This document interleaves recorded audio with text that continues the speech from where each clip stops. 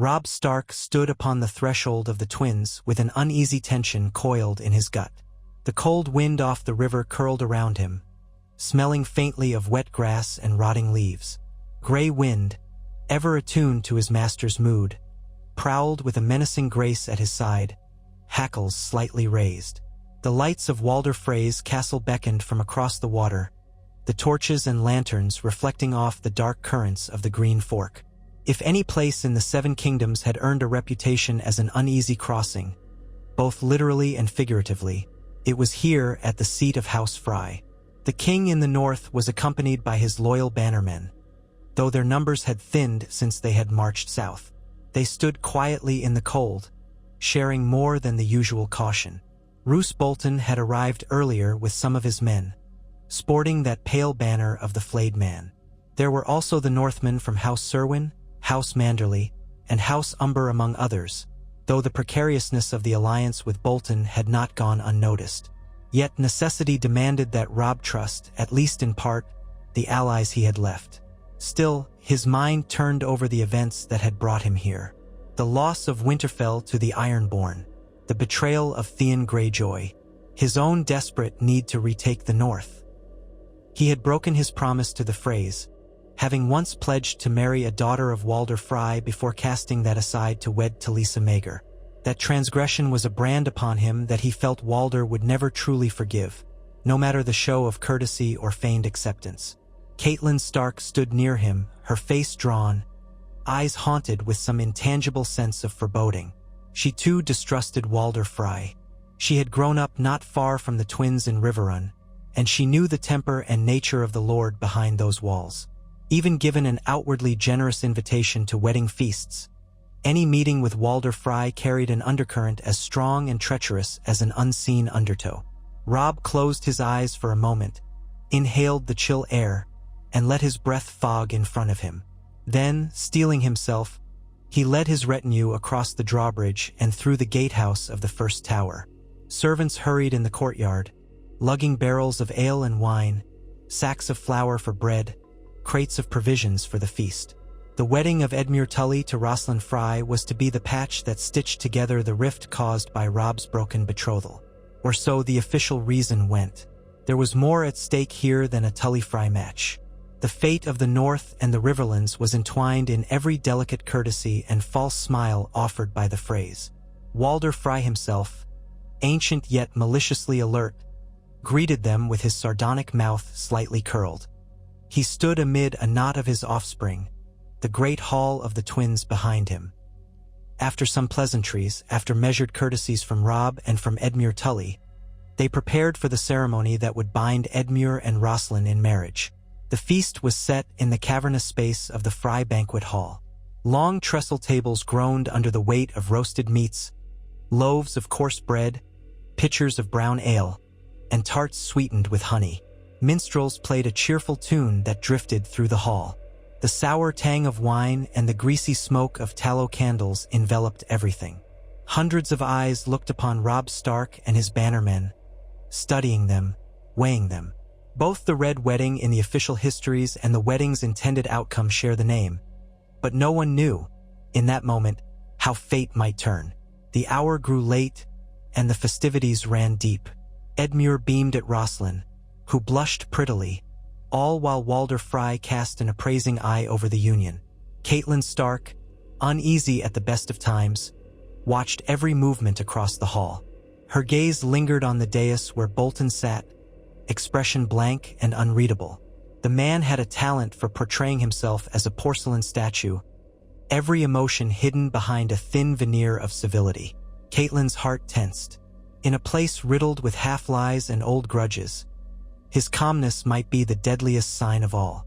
Robb, seated in a place of honor near Walder Frey, tried to appear the gracious guest.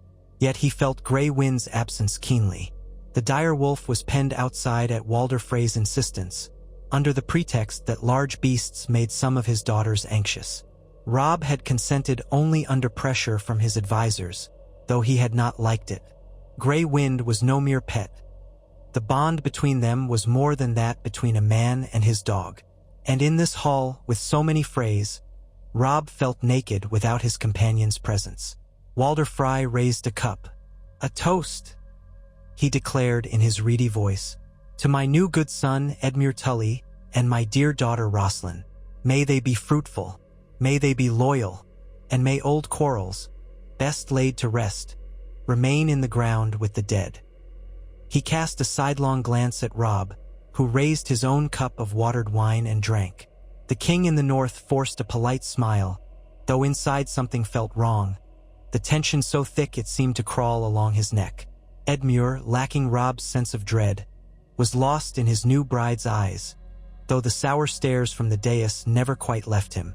The wedding music swelled as a band of minstrels began to play. There was the sound of forced laughter, of clinking cups, of wine being poured and refilled. Robb turned and murmured something to Caitlin, who nodded. She had that same sense of watchfulness that he did. She had warned him to be careful so many times before, but Walder Frey's cunning or over-cunning would not have been so open unless he had a plan. Robb wondered if any moment blades might slip from beneath tablecloths, or crossbow bolts might be notched in the shadows. He had stationed his men carefully, but he knew that inside this hall, surrounded by the Freys, the advantage was not his. If bloodshed commenced, it could easily become a slaughter. As the feast wore on, a new wave of music began.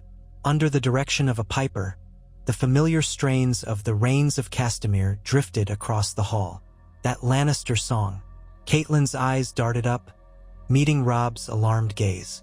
They both knew its significance, how Tywin Lannister used it as a grim anthem of annihilation. Some of the guests smiled, a cruel knowing smile that set Robb's heart pounding. In that moment, time seemed to slow.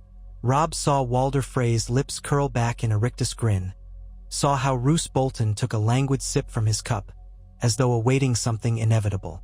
Caitlyn's hand shot out, seizing Robb's sleeve. He jerked his head around, noticing movement at the edges of the hall. Frey men shifting, leaving seats. A breath of silence, pregnant with menace, filled Robb's chest. Then, from beneath the tables, crossbows appeared. Walder Frey opened his mouth to shout something. Swords slid from scabbards, steel on steel. This was the trap. Robb realized it with stark clarity, that the courtesy was a facade from the beginning. But in that very heartbeat, one of Robb's guards, a sworn sword from House Umber, jerked forward, knocking over a bench and shouted, "Treachery!" His voice echoed through the hall, cutting across the music. One crossbowman loosed a bolt, but at the last instant, the Umber soldier crashed into him, knocking the bow aside. The quarrel buried itself harmlessly in the wooden floor. Chaos erupted. Feasting men leaped to their feet, toppling cups and plates. Freys scrambled to form lines. The minstrels scattered, or in some cases dropped their instruments to grab hidden blades. Walder Frey banged a wrinkled hand on the table, face twisting with fury. Shouts rang out. Some of Robb's men, near the dais, shielded their king with their bodies. The first crossbow volley rattled, but the effect was scattered, disorganized. Gray winds howling roared from outside the hall. The beast must have caught the scent of violence. Freed from the pen by a quick-witted Northman or perhaps by its own savage strength, the dire wolf barreled through the corridors. Men screamed as the wolf tore through the lesser Frey guards. The distinctive snapping of jaws, the monstrous snarling, heralded Grey Wind's onslaught before he burst into the hall. Heads whipped around. Freys shrank back in terror. Robb and Caitlin seized the moment. They rushed from the high table as crossbow bolts thunked into the wood behind them. The king in the north roared for his bannermen to rally. "To me!" he cried, voice echoing. The king in the north. Men in stark livery, those who had accompanied him, moved swiftly to protect their liege. The Freys, despite being the orchestrators of the betrayal, had not expected the alarm to be raised so soon. They had planned a sudden, overwhelming volley. But with the cry of treachery and the chaotic tangling of men, the ambush lost some of its deadly efficiency. Grey Wind lunged at the crossbowman, bounding over overturned benches. His jaws found a Frey's arm, and the man shrieked as the direwolf wrenched him to the floor. Blood spattered the rushes, Another crossbowman tried to pivot, but Grey Wind was too fast, taking him down before a bolt could be loosed. Amid the chaos, Walder Frey shrank behind some of his kin, cursing them to kill the direwolf, to kill the Starks. But the old man's shrieking commands were drowned by the cacophony of steel and screams. Catelyn Stark had snatched up a dagger from a fallen Frey guard. She fought beside her son, her heart a drumbeat of terror and wrath. She was no seasoned warrior, but a mother's fury guided her blade. One man lunged toward Robb, sword raised. Catelyn's dagger found his neck before he could strike. Gasping, he toppled away. Blood slicked her hand. Fear coursed through her, but she gritted her teeth. If this was to be her end, she would die fighting for her son. Roose Bolton, for all his cunning, was caught unprepared by the abrupt unraveling of the scheme. He had prepared to slip out of harm's way once the Freys unleashed their crossbows in unison. Now, in the swirl of melee, he found himself forced to either fight or flee. His own men had formed a pocket in the confusion, uncertain. Bolton's cold eyes slid across the pandemonium. He recognized a miscalculation. Someone had alerted the Starks too early. Perhaps a loyal guard had seen a crossbow being readied under a table. Or perhaps Walder's men had been too hasty in revealing themselves. Regardless, the Red Wedding's advantage was undone. Spurring his men, Bolton signaled them to cut off Robb's escape, to isolate the king in the north from his protectors. But Grey Wind's rampage had thrown the entire hall into disarray. The Bolton men, wearing the flayed man's sigil, faced the ferocity of northern soldiers now fighting for their lives with reckless, savage determination. The very men they had planned to betray pressed them from every angle. Somewhere amidst the swirl of bodies, Edmure Tully and Rosalind Frey clung to each other behind an overturned table. Edmure's wedding finery was already stained with spilled wine. He had no idea in that moment whether his bride was a party to this conspiracy. She trembled, weeping protestations on her lips that she knew nothing of her father's treachery. Edmure believed her. He believed it because he could see the raw fear in her eyes, the heartbreak at the betrayal. Grabbing a shield from the ground, Edmure tried to pull Rosalind away from the fray. If the Freys wanted to kill him, he would not die cowering. But first, he needed to protect his wife. Robb, aided by a circle of loyal men, forced his way toward the hall's side door, trying to reach Grey Wind and perhaps some corridor that would bring them outside. His immediate goal was to get free of the kill box that the twins' main hall had become. Crossbows twanged overhead. Bolts embedded themselves in the wood near him, but luck and the confusion of the melee prevented a lethal shot. He glimpsed Walder Frey behind a cluster of men in the corner. An expression of shock and barely contained fury etched across that wrinkled face.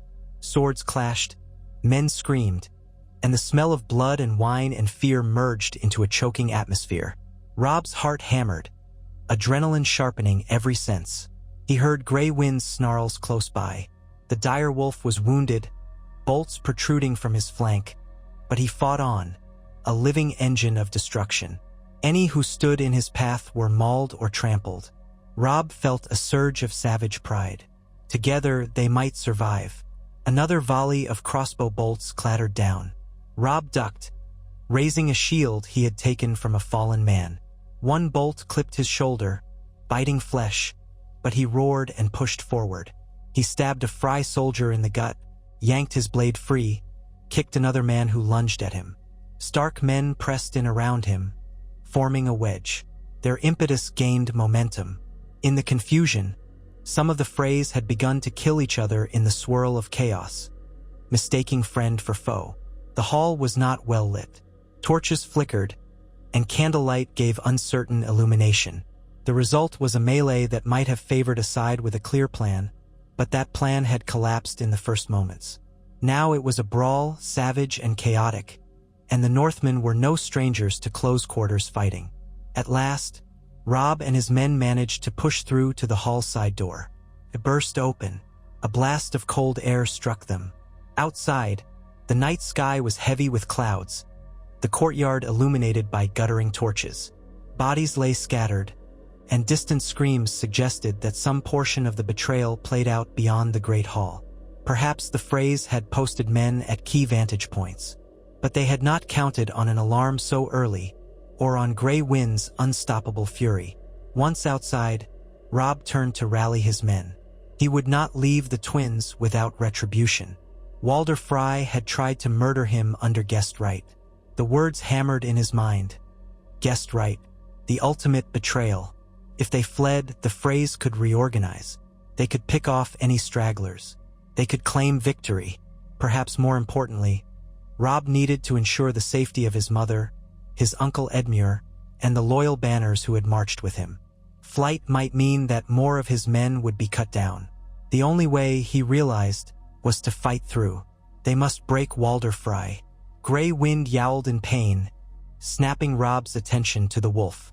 A Frey crossbowman, perched on a walkway overhead, took aim for another shot. Robb hurled his sword upward. It did not strike the crossbowman, but it startled him enough that the bolt went wide.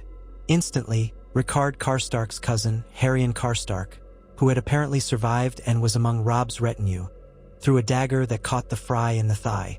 The man toppled off the walkway with a cry. Grey Wind lunged to finish him.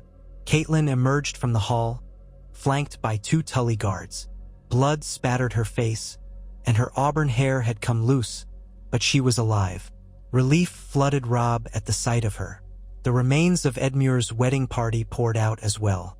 Some bore wounds, and Edmure himself carried a sword now, his bride trembling at his side. They joined Robb, forming a knot in the courtyard. Frey men and Bolton men were still trying to close in. Roose Bolton himself strode out of the hall's main door, flanked by a half-dozen of his personal guard. He paused, scanning the yard. His pale eyes flickered over the sight of the king in the north, battered but still standing, the dire wolf at his side. Robb stared back at the man he once considered an ally. He saw no regret in Bolton's face, no hesitation, only the calm acknowledgement that his attempt had failed. For a brief moment, Robb considered calling out to him, demanding an explanation or a parley. But that moment passed as quickly as it arose. Bolton's men rushed forward, forming a line. They advanced on Robb and his group, swords and spears ready, disciplined in their approach. Robb and his loyal men braced. Grey Wind let out a low, throaty snarl. Caitlin, short of breath, gripped a sword she had taken from a dead Frey. The Tully guards set their stances. Walder Frey's voice echoed from somewhere behind.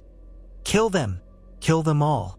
I'll have their heads, every last one of them." The courtyard erupted in renewed chaos. Bolton's men and Frey soldiers converged from 2 sides, determined to box in Robb's group. Yet the king in the north would not be cornered easily. He bellowed, "For the north!" spurring his bannermen. A savage clash ensued. Steel bit steel. Screams rent the air. The courtyard's muddy ground turned slick with blood. Robb, though wounded in the shoulder, fought with a single-minded rage. He blocked a spear thrust, seized the spear, and wrenched it free, driving it back into its wielder's chest. Caitlin parried a blow aimed at her son's flank, surprising the attacker with her ferocity. Edmure Tully slashed and stumbled, valiantly protecting Roslin, who huddled behind him. Northmen from the Umbers and Karstarks, those who had remained loyal to House Stark rather than House Bolton, threw themselves into the fight, roaring defiance. Roose Bolton stood slightly back, calculating, letting his men do the brunt of the dirty work. He would intervene where necessary, but he preferred to watch and wait. If Robb fell, the North would be his for the taking, in alliance with Walder Frey and Tywin Lannister. If not, the possibility churned in his mind. He weighed the risk that if Robb prevailed this night, House Bolton would face deadly retribution. But so far, none had the upper hand. The fighting was a swirl of violence. Then a fierce war cry split the night. Manderly! Manderly! Ser Wendell Manderly, broad-shouldered and wearing the Mermaid of White Harbor on his tabard, led a group of fresh Northmen through a side gate. They had been stationed outside, perhaps on watch, unaware of the feast's betrayal until they heard the commotion. Now, fully armed and unencumbered by the illusions of revelry, they crashed into the Frey flank. The courtyard roiled in savage new battle. Spurred by their arrival, more Northmen who had been camped near the twins stormed in. The Freys, who had expected a neat massacre inside their hall, were quickly overwhelmed by the swelling tide of angry Northerners. Panic began to tear through the Frey ranks. Discipline faltered. Men tried to flee. Others stayed to fight, hoping to win favor with Lord Walder and possibly salvage the plan. Robb's face was a mask of blood and sweat. His eyes found Bolton in the confusion. Their gazes locked. Robb stalked toward him, half limping on a leg that had taken a glancing blow, sword raised. Bolton's men moved to bar the way. The king in the north slashed them aside with grim resolution, though it cost him new wounds. Grey Wind, bristling with crossbow bolts, continued to fight near him, savage to the last. At that moment, a ring of Manderley knights charged across the courtyard, isolating Bolton and his retinue. The flayed man banners wavered in the swirl of wind and chaos. One of Bolton's guards fell with a strangled gasp. Another turned to flee, only to be cut down by a Manderley sword. Bolton himself found his path blocked. Calmly, he drew a slender blade, meeting Robb's advancing form. Roose Bolton said nothing at first, merely studied Robb with those pale eyes. In the flickering torchlight, he resembled a specter, devoid of pity. When at last he spoke, his voice was low, almost conversational. "It seems you have turned the tide, your grace," he said. "A pity. Many men will die for it." Robb snarled. "You would betray your own liege for a bag of Lanny. Stir gold? And for what glory? The North will never yield to you." Bolton tilted his head. "Gold? That is a trifling part of it. Peace, in the end, is forged through alliances, not sentiment. House Bolton has ever survived by adaptability." He lifted his blade. "But you are wounded, your grace. Do not overestimate yourself." The two men circled each other. Grey Wind growled, stepping forward, but a gesture from Robb held him back. The dire wolf, bleeding and panting, stayed at his king's side. Bolton, for all his cunning, was not one to be taken lightly in a duel. He was known to be skilled and cold as an icy blade. Yet the battle swirled around them, and neither man could fully ignore the chaos. The ring of Manderley knights closed in, but they let Robb confront Bolton, abiding by the warrior's custom of letting the king in the north face his betrayer. For a breath, neither attacked. Then Bolton flicked his wrist, a feint, and Robb raised his blade in defense. Bolton stepped in, lightning quick, aiming a thrust at Robb's side. Robb twisted, catching the blade on his steel pauldron. With a furious roar, Robb countered, slashing downward. Bolton parried, the ring of steel sharp in the night. The next few seconds saw them exchange a flurry of blows. Robb's aggression, fueled by anger and the injuries he had already endured, was fierce but somewhat slowed by pain. Bolton was more measured, an assassin's precision guiding each strike. Twice, Bolton's blade scored Robb's armor, but failed to find flesh. Once, Robb's blade came near Bolton's neck, but the man jerked away just in time. Both men panted, eyes locked. In the background, Walder Frey's voice could be heard, shrieking and cursing. More and more of his men were either retreating or falling. By then, the twins resounded with chaos. Frey corpses littered the yard and the hall. Northern outriders had seized parts of the castle's outer perimeter. Shouts rose as Frey reinforcements tried to push them back, but they were battered from both inside and out. Then Bolton lunged again, aiming for Robb's unprotected thigh. Robb pivoted, hooking Bolton's blade with his own, and forced it aside. Grey Wind, seeing the opening, sprang forward despite his wounds. The direwolf's jaws clamped down on Bolton's sword arm, crushing bone. Bolton's cool facade finally cracked as he let out a ragged scream. His blade clattered to the ground. Robb wasted no time. He drove his sword through Bolton's chest, feeling the blade tear through leather and flesh. The man's eyes went wide with shock, and he gurgled a last, strangled breath as Robb ripped the sword free. The courtyard fell momentarily silent as Bolton's body slumped to the ground. Gray Wind shook the man's lifeless arm once more, then released it. Blood dripped from the wolf's muzzle. Robb looked down at the betrayer, panting. A wave of relief, sorrow, and grim satisfaction coursed through him. Roose Bolton, his once trusted bannerman, lay dead at his feet. The Bolton men in the courtyard, seeing their lord's end, broke ranks and fled or threw down their arms in surrender. The Manderley Knights and other Stark loyalists quickly bound the survivors. A final scattering of crossbow bolts flew from the castle ramparts, but they were ill-aimed, a last desperate act. Robb shouted to his men to secure the walls. The men scrambled to do so, and after a few minutes of frantic commotion, the gatehouses and walls were in Stark hands.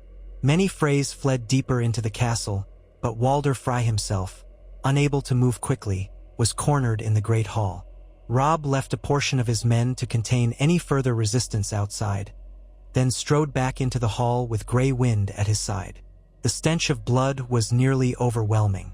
Bodies lay sprawled in the rushes, among broken plates and spilled wine. Caitlin, Edmure, and Rosalind followed, along with a handful of loyal guards. Despite the horrors, Edmure tried to comfort his sobbing wife, ensuring her that he would not blame her for her father's atrocity. They found Walder Frey surrounded by a handful of his children and grandchildren, those either too young or too timid to engage in the fighting. A few who carried weapons trembled with fear, glancing at Gray Wind's bloodied maw. Walder's face was a mask of fury and terror. He tried to speak, but only spittle came out at first. Finally, he spat. "You dare violate my hall?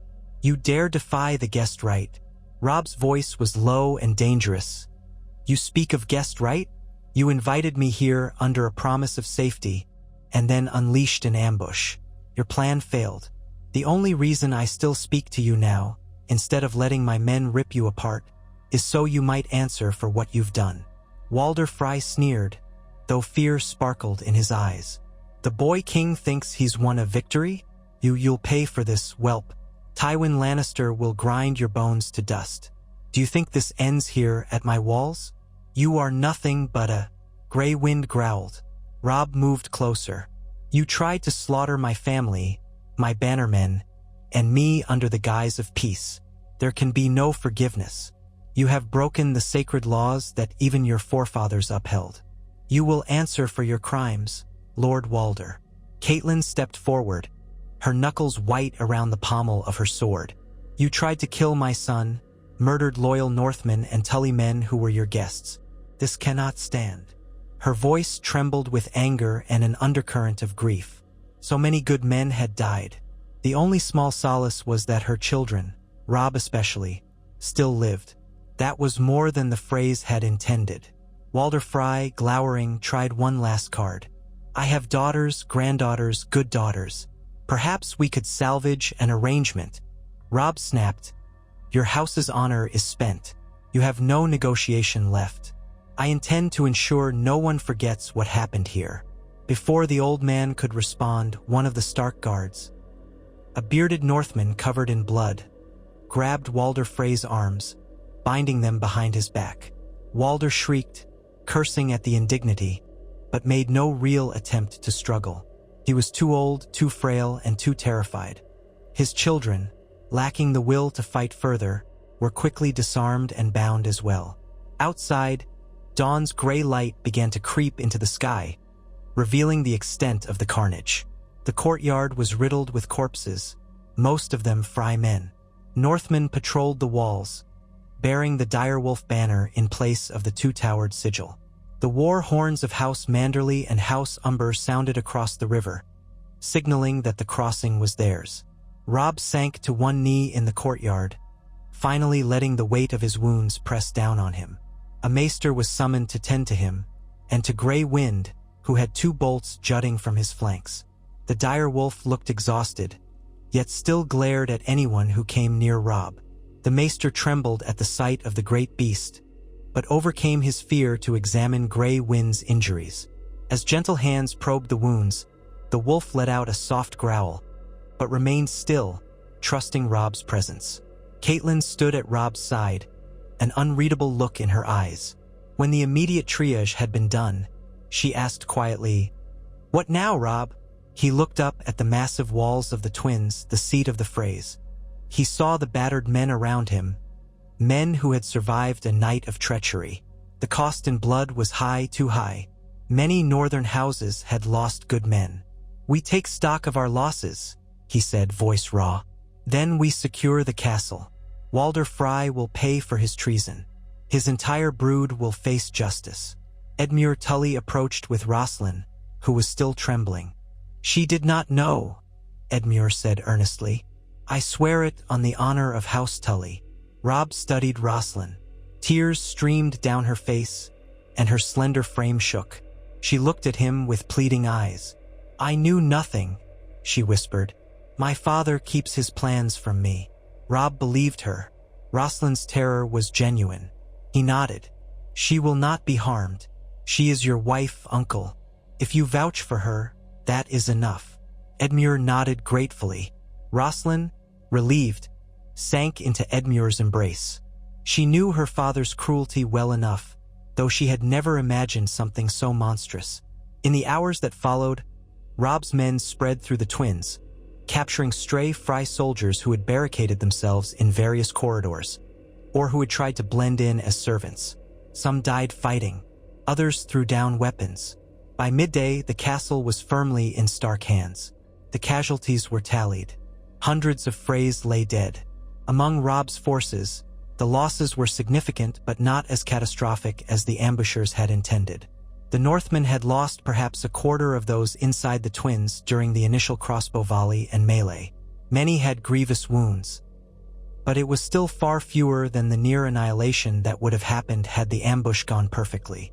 With the Bolton betrayal revealed and Roose Bolton dead, the Bolton men who were left either surrendered or fled. Some tried to escape north, back to the Dreadfort, but Robb sent outriders to chase them down. The word would spread, though. That could not be helped. The story of the failed Red Wedding and the punishment that followed would ripple across the Seven Kingdoms. They gathered Walder Frey, his eldest sons, and his chief conspirators in the courtyard as dusk fell. Torches threw flickering light on their pale, fearful faces. Robb Stark stood before them, gray wind at his side, and pronounced judgment for the crimes of treachery, regicide attempted, though the intent was enough, and the murder of guests beneath his roof. He named House Frey traitors to the north and the Riverlands. He proclaimed that Walder Frey would be executed for these crimes, and any of his direct accomplices likewise. Some of the younger Freys, who had not taken part in the treachery, were ordered to remain in custody until their innocence could be proven. But the old man and his closest brood, who had planned the massacre, would face the king in the North's justice. Caitlin recalled with grim satisfaction how her father, Hoster Tully, had once spoken of Walder Frey as the late Lord Frey. Now he would be late indeed. She did not relish bloodshed, but after what she had witnessed, she could not feel pity for the man who had tried to slaughter her son and all their kin. Walder Frey, half senile but cunning enough to realize his doom, sputtered final curses. "Damn you! I did as Tywin Lannister commanded. He will come for you. You think the North can stand against all the might of the Iron Throne?" Robb met his eyes. "Better men than you have tried to break the North and failed. My ancestors remember. Now, your name will be remembered as a byword for treachery." He raised his sword, the steel still nicked and crusted with blood from the night's fighting. "Any last words?"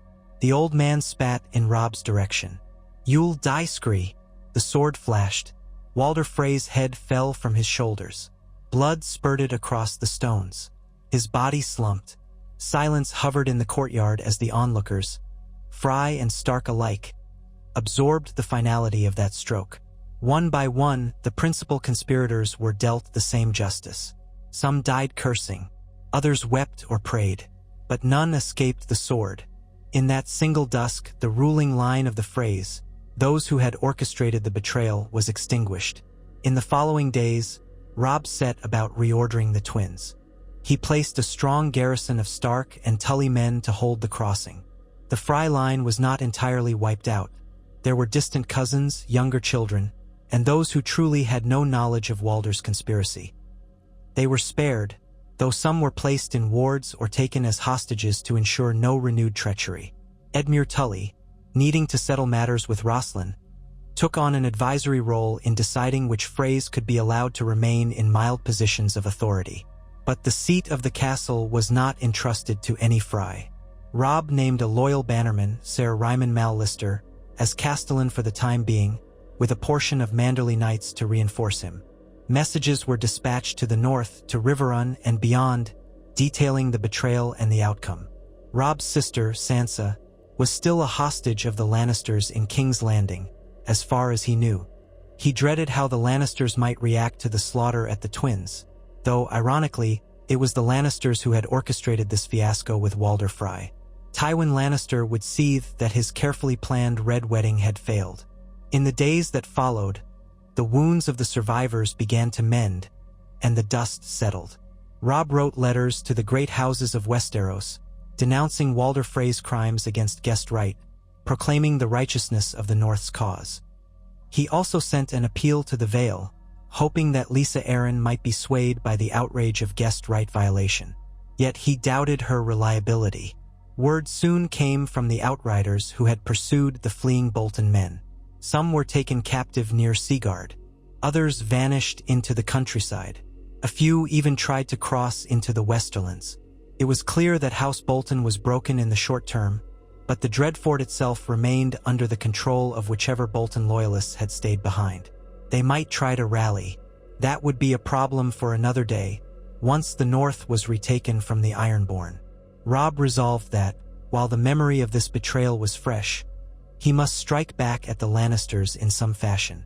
However, the immediate threat to his cause, the total annihilation of his army, had passed.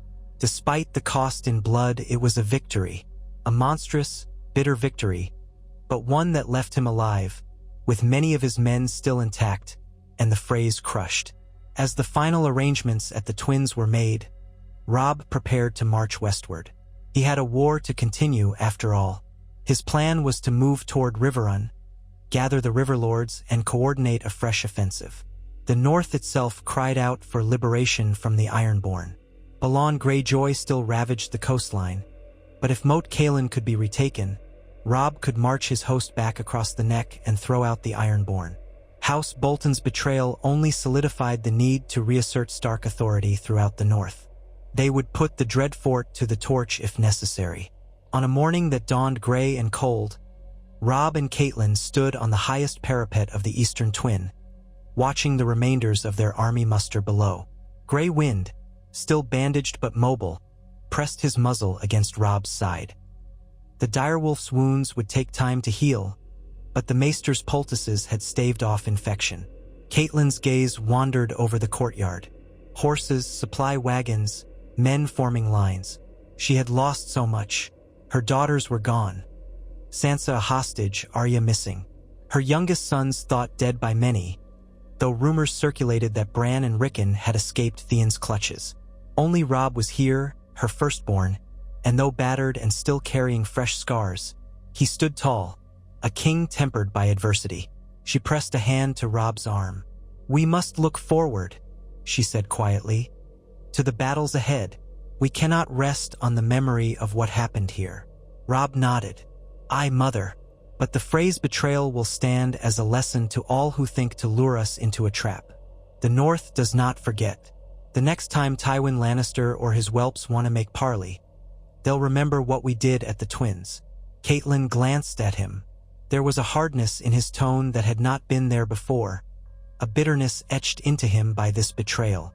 "Yes," she said softly. "The North remembers." They descended the steps. As they reached the courtyard, Edmure Tully approached, leading Rosslyn by the hand. "We'll come with you to Riverrun," Edmure said. "We must see my father and set our defenses. But Rosslyn has asked a favor. She wishes to see some measure of mercy for the innocents here." Rosslyn, pale but resolute, nodded. "The small folk, your grace, they had no part in this. They only do as they're told. And the children, many are frightened." Robb studied the young woman for a moment. "I will not punish small folk or children," We leave a garrison to maintain order. No harm will befall them." Her relief was evident. She clasped Edmure's arm. "Thank you." So the banners were raised, and Robb's host departed the twins, leaving behind the aftermath of a betrayal reversed. Skies threatened rain, and the columns of men and horses stretched long as they wound their way down the King's Road. The mood among them was subdued. They had emerged alive, but the cost weighed on many hearts. Still, they carried a sense of grim vindication. The Lannisters and their allies had tried a heinous stroke. It had failed, and Walder Frey's house lay shattered. The crossing itself was soon behind them, the fortress receding in the distance. Scouts rode ahead, ensuring no hidden ambush awaited them on the road. Among the traveling retinue were maesters tending the wounded, supply wagons loaded with arms and rations, and banners of House Stark, House Tully, and House Manderly snapping in the wind. The Stark direwolf soared highest of all, proclaiming that Robb Stark still lived, and that the North yet stood. In the marches that followed, the columns wound through the riverlands, passing farmland scorched and ravaged by the war. Some peasants peered out from behind shuttered windows as the army passed. Others came forth cautiously to beg for coin or protection from outlaws. Robb's outriders provided what aid they could, but the war had inflicted misery across these lands. He pressed onward toward Riverrun, where he would reorganize and decide his next moves. At night, around the campfires, men murmured about the red wedding that wasn't, some calling it the Crimson Feast, others the Fry Flaying, mocking Roose Bolton's sigil. They spoke in hushed tones of the brutality inside the hall, of how Grey Wind had saved the day by breaking free and sowing terror among the Freys. They also spoke in admiration of the king in the North's luck, for it seemed a miracle that they had discovered the plot in time. Some swore the old gods had guided them. Others believed it was the Seven's wrath upon Walder Frey. Whatever the cause, it became legend overnight. Caitlin listened to the talk from the shadows of her own campfire, remembering the heartbreak of seeing crossbows and swords turned upon them. Though she was glad they had survived, the horror of that night lingered in her dreams. She prayed for her daughters, for the safety of Bran and Rickon, if they lived, and for an end to the war that consumed them all. A se'night later, they came within sight of Riverrun. The banners rose from its battlements, the red trout of House Tully shining in the afternoon sun. Caitlin felt a pull in her chest at the sight of her childhood home, though she knew that her father, Lord Hoster Tully, had been ailing for many moons now. She wondered if he still breathed, or if the news of Edmure's marriage had reached him. She prayed he would live long enough to see them arrive safely. They crossed the moat, were admitted through the gate. The garrison cheered to see them, for word of the Frey betrayal had already traveled by messenger. Rumors abounded. The men of Riverrun's garrison seemed both shocked and relieved to see that Robb had escaped the trap. Edmure escorted Roslyn inside, wanting to introduce his bride to his father if the old lord could see her. Robb spent the next days in council with the lords of the Riverlands, hearing their grievances, planning to consolidate control. Men from houses Blackwood and Bracken came, offering renewed fealty, but each with personal quarrels for the king to address. Through it all, Robb's focus was on the bigger picture. The Lannisters still threatened from the west, and the Ironborn from the north. He needed to unify his forces. The partial alliance with the Tyrells that might have been possible was now overshadowed by the Tyrell-Lannister Union in King's Landing. Stannis Baratheon was out in the east somewhere, rumored to be at Dragonstone or Storm's End. Daenerys Targaryen's name was whispered, but she was half a world away. None of that was Robb's immediate concern. He sent ravens to the Blackfish, Brynden Tully, who was off scouting near the Western Front, ordering him to return or to send updates. If Tywin Lannister tried to march again, they must be ready. The king in the north spent long hours with his captains, mapping out the lines of supply and the best routes for the next campaign. Amid these war councils, word arrived of the chaos in the Westerlands. Tywin Lannister had indeed been outraged by the news from the twins. The plan to destroy the Starks at the Red Wedding had evidently been Tywin's masterpiece, a final stroke to end the Northern Rebellion. With its failure, Tywin faced the prospect of a continuing war. The Freys, who had pledged themselves to the Lannisters, were now decimated. Meanwhile, some river lords were emboldened, seeing that the Lannisters' cunning could be thwarted. Small rebellions flared up in the areas the Lannisters had seized. Robb took a grim satisfaction in that. Still, he refused to be complacent. Tywin Lannister was the most dangerous foe in the Seven Kingdoms, a master strategist who would not hesitate to use any means necessary. The next Lannister move might be more direct, or it might be equally insidious. Catelyn visited her father's chambers. Lord Hoster Tully lay pale and gaunt, breathing in shallow rasps. He opened his eyes just enough to see her, and for a moment, recognition brightened his gaze. He murmured her name, asked after Edmure. She told him that Edmure was wed, that Robb still fought for the North, that they had survived a great betrayal. Hoster seemed relieved, though he drifted into half-delirious ramblings about the past, about Peter Baelish, about Lisa, about mistakes and regrets. Catelyn wept softly at his bedside, clasping his hand. She felt the precarious nature of life so keenly now. If chance had turned differently at the twins, Robb might be gone, too. Their entire family might have been wiped out in a single night. Edmure's new wife, Rosalind, entered timidly, kneeling by the bedside, trying to show proper reverence for the Lord of Riverrun.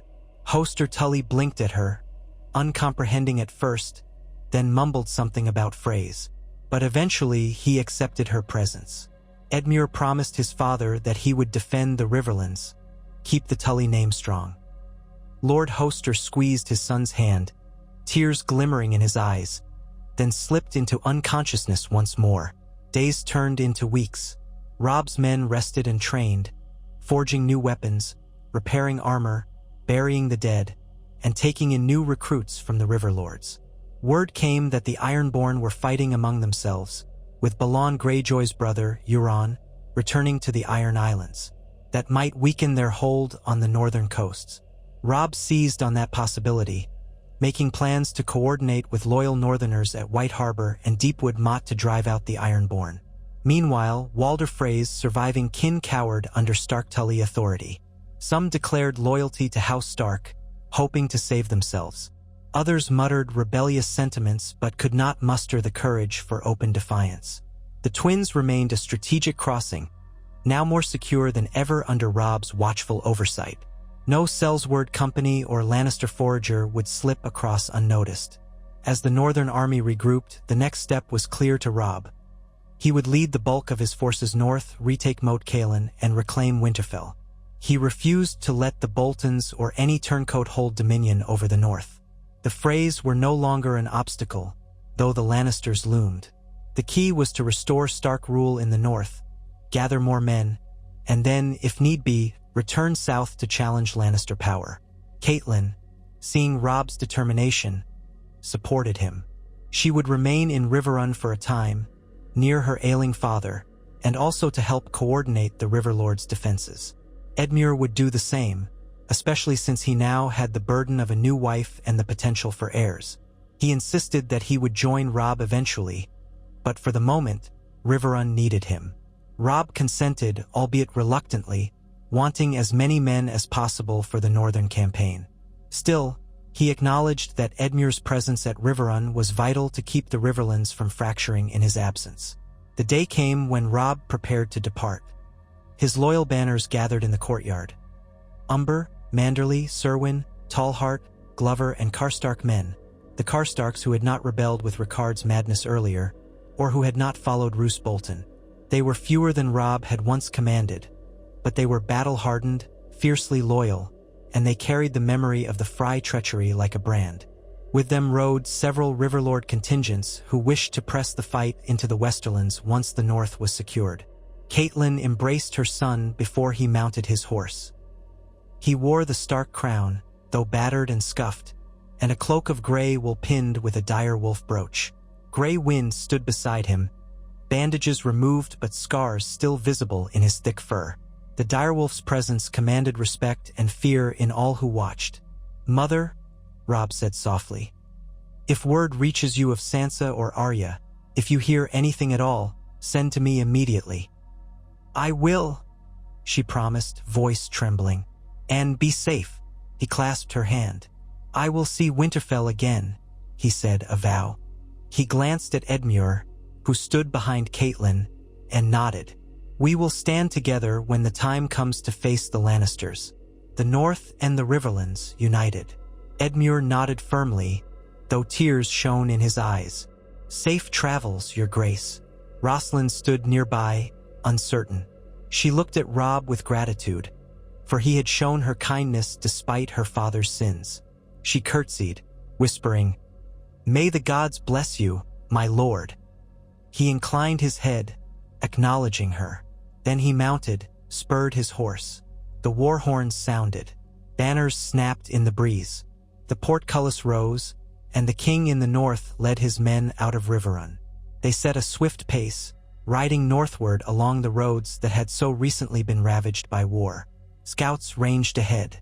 The aim was to push quickly through the neck before the Ironborn could fortify Moat Cailin further. Wyman Manderley had promised ships to harass the Ironborn from the east, while the main Stark host arrived from the south. Once Moat Cailin fell, the path to Winterfell would be open. Robb carried the burden of those lost. His father, Ned, executed in King's Landing. His bannermen slaughtered or betrayed. But he also carried the hope of restoring Stark rule in the land of his ancestors. The failed Red Wedding had changed everything. Now the Northmen believed their king was favored by the old gods, for he had escaped certain death and struck down his betrayers. Some whispered that Robb had the wolf's blessing, that Grey Wind was a spirit of vengeance incarnate. Robb found such talk unsettling, for the horrors of that night lingered in his dreams. But if it rallied his men, he would not quell their faith. At night, around campfires, the men told stories of the Freys' final moments. Some boasted of how they had killed this Frey or that.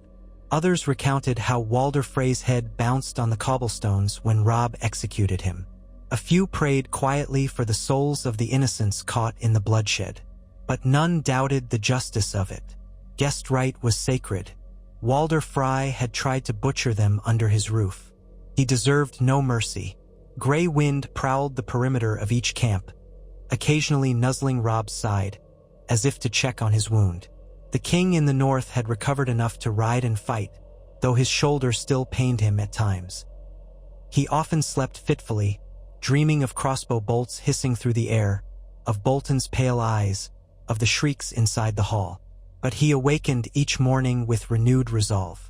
After nearly a fortnight's march, they reached the outskirts of the Neck, that swampy, twisting region that formed the natural southern boundary of the north. Here, the terrain was treacherous. The bogs could swallow entire armies if they did not follow the causeways. Crannogmen loyal to House Reed guarded these marshes. Robb had sent them word in advance, requesting safe passage. Howland Reed's men emerged silently from the mists, guiding Robb's host along safe paths. They brought tidings. Moat Cailin was held by Ironborn under the command of some minor captain. They were well fortified, but the Crannogmen had been harrying them. If Robb pressed them from the south while Manderley's fleet threatened from the coast, the Ironborn might break. So Robb advanced cautiously, mindful of the possibility that the Ironborn could mount a surprise raid. But his scouts reported that the enemy remained behind the crumbling walls of Moat Cailin, apparently content to hold that narrow choke point. They must have expected a smaller force, or believed that the Starks were broken. They had not accounted for the fact that the Red Wedding had failed. In the gray light of dawn, Robb assembled his men within sight of Moat Cailin's ruins. 3 tall towers of ancient stone, half collapsed, but still formidable enough to dominate the causeway. The bogs stretched on either side. The Ironborn had manned the walls with archers, though their numbers seemed modest. They had a few longboats drawn up in the swamps, but that would do them little good against a large host. Robb sent an envoy under a white flag, offering the Ironborn a chance to yield, to lay down their arms and leave with their lives. The Ironborn responded by shooting a quarrel at the envoy, narrowly missing. That was answer enough. The king in the north signaled the attack. The Northmen advanced along the causeway in tight formation, shields locked, braving the arrows that rained down. Casualties mounted as men fell, bolts protruding from throats or chests. But they pressed on. Manderley knights joined them, having come by land instead of ship for this exact moment. Howland Reed's crannogmen emerged from hidden paths in the bogs, firing darts and arrows at the ironborn defenders on the walls. Their poison-tipped weapons took a toll, sowing confusion among the defenders. Finally, a ram battered down the ancient wooden gates. Northmen poured through, swarming into the courtyard. The ironborn fought viciously, axes and reaver blades flashing. But they were outnumbered, and the Northmen were fueled by the desire to reclaim their homeland. Grey wind bounded into the fray, tearing out the throat of a reaver who lunged at Robb. Arrows hissed, swords clashed. Screams echoed among the mossy stones. When the dust settled, Moat Cailin was in stark hands once more. The Ironborn who survived were bound as prisoners, or executed if they continued to resist. Robb surveyed the fortress with grim satisfaction. Another step closer to Winterfell, another wedge driven into the Ironborn's hold on the north. In the aftermath of the battle, the king in the north entered the largest tower, stepping over the bodies of fallen foes. The ancient stones were damp, the interior strewn with broken crates and reeking of Ironborn. Howland Reed joined him, a slight man with a quiet demeanor, his eyes sharp. "Your Grace," Reed said, nodding. "I'm pleased we could help you reclaim Moat Cailin." Robb clasped the crannogman's shoulder. "You have my thanks. House Reed has ever been loyal to Winterfell." Howland's voice was soft. "Our loyalty endures, and we rejoice to see you alive and well, after that Frey treachery we heard about." He paused. "The Ironborn remain in other parts of the north. Deepwood Motte, Torrens Square, perhaps further along the coast. Balon Greyjoy's men have burned many villages, terrorized the people. But they're not unstoppable. If we strike hard, now that Moat Cailin has fallen, we can push them back." "That is my plan," Robb replied. "Winterfell next. I must see what remains of it." Theon Greyjoy took it, but word was that Ramsay Snow, Bolton's bastard, may have destroyed it. Now that Bolton is dead, I wonder what has become of the bastard. Howland frowned. Some say he took the name Bolton. Others say he's roving, a beast in the skin of a man. He shrugged. "We will find out in time, I suppose. The main thing is to root out these Ironborn and secure the north." So they spent some days fortifying Moat Cailin, repairing the gates and walls as best they could. The bogs made for a natural defense, so a modest garrison would suffice. Robb left a contingent of Manderley men to hold the fortress, naming a loyal knight as Castellan. Then he led the bulk of his army north, deeper into the domain of the Starks, determined to reclaim his birthright. One by one, they liberated northern strongholds that had been seized or threatened. Most of the Ironborn, lacking strong leadership or hope of reinforcement, fell back to the coast. Some tried to flee by longboat. Others were cornered and slaughtered. Tales spread of the king in the North's wrath, how he took no quarter with those who burned and pillaged his people. At last they approached Winterfell. The castle lay in ruins, blackened by fire, its great walls partially collapsed. Robb dismounted near the broken gate, gray wind padding beside him, warily sniffing the air. The emptiness of the courtyard struck him hard. He had grown up here, chasing his siblings across the yard, training in the practice yard with Jon Snow. Memories welled up, colliding with the charred reality before him. His men scouted the castle. They found no living Ironborn, though a few corpses rotted in corners, likely left from old skirmishes. Theon Greyjoy was nowhere to be seen. He had vanished, perhaps captured by the Boltons or perhaps fled. The gods would still stood, though the heart tree's bark was scorched in places. Robb knelt before it, pressing a hand to the ancient trunk, feeling the weight of the old god's presence. He bowed his head. "I've come home," he whispered, voice thick with grief. "I'm sorry, Father. I failed to keep Winterfell safe." A tear slid down his cheek, though he did not sob. "I will rebuild it, I swear. I will restore the North. And the ones who did this, Frey, Bolton, Greyjoy, Lannister, none shall escape justice." The wind rustled the branches above. Some of Robb's men stood at a respectful distance, heads bowed. Gray wind settled on his haunches beside Robb, silent as a sentinel. Over the following weeks, the Stark forces worked to clear the rubble, bury the dead, and begin the slow process of restoring Winterfell. The blackened walls were a testament to betrayal upon betrayal. Yet the Northmen took pride in beginning repairs, even if it would take years to fully rebuild. They hoisted the Stark banner over the battered ramparts, a symbol to all the North. House Stark endures. Ravens were sent to White Harbor, Bear Island, and other northern houses, proclaiming that Winterfell was once again held by the king in the north. Loyalists flocked to join him, bringing supplies and manpower. The Great Hall was partially intact, enough to host councils and gatherings. There, Robb received northern lords, forging anew the unity that had been fractured by betrayal and invasion. Wyman Manderly arrived in person, with a host of White Harbor knights. He greeted Robb warmly, though with a measure of sorrow for all that had transpired. The lords of House Glover, Serwyn, Tallheart, and even the reclusive Lady Meage Mormont of Bear Island arrived, each pledging fealty anew. They set about hunting down the last pockets of Ironborn and preparing for the next threats to come. Amid these conferences, the name of Ramsay Snow or Ramsay Bolton came up often. Some rumors placed him in the wilderness, with a band of cutthroats. Others claimed he had been slain. Robb vowed that if Ramsay yet lived, he would face justice for his crimes against the North. The Bolton's seat, the Dreadfort, had been left in the hands of minor cousins or sworn men who scattered when news of Roose Bolton's death reached them. A contingent of Stark soldiers traveled there, seizing control without much resistance. The banners of the flayed man were torn down, replaced by the direwolf. In this way, step by step, the North was reclaimed. The war with the Lannisters was not over, but for the moment, Robb Stark had secured his home.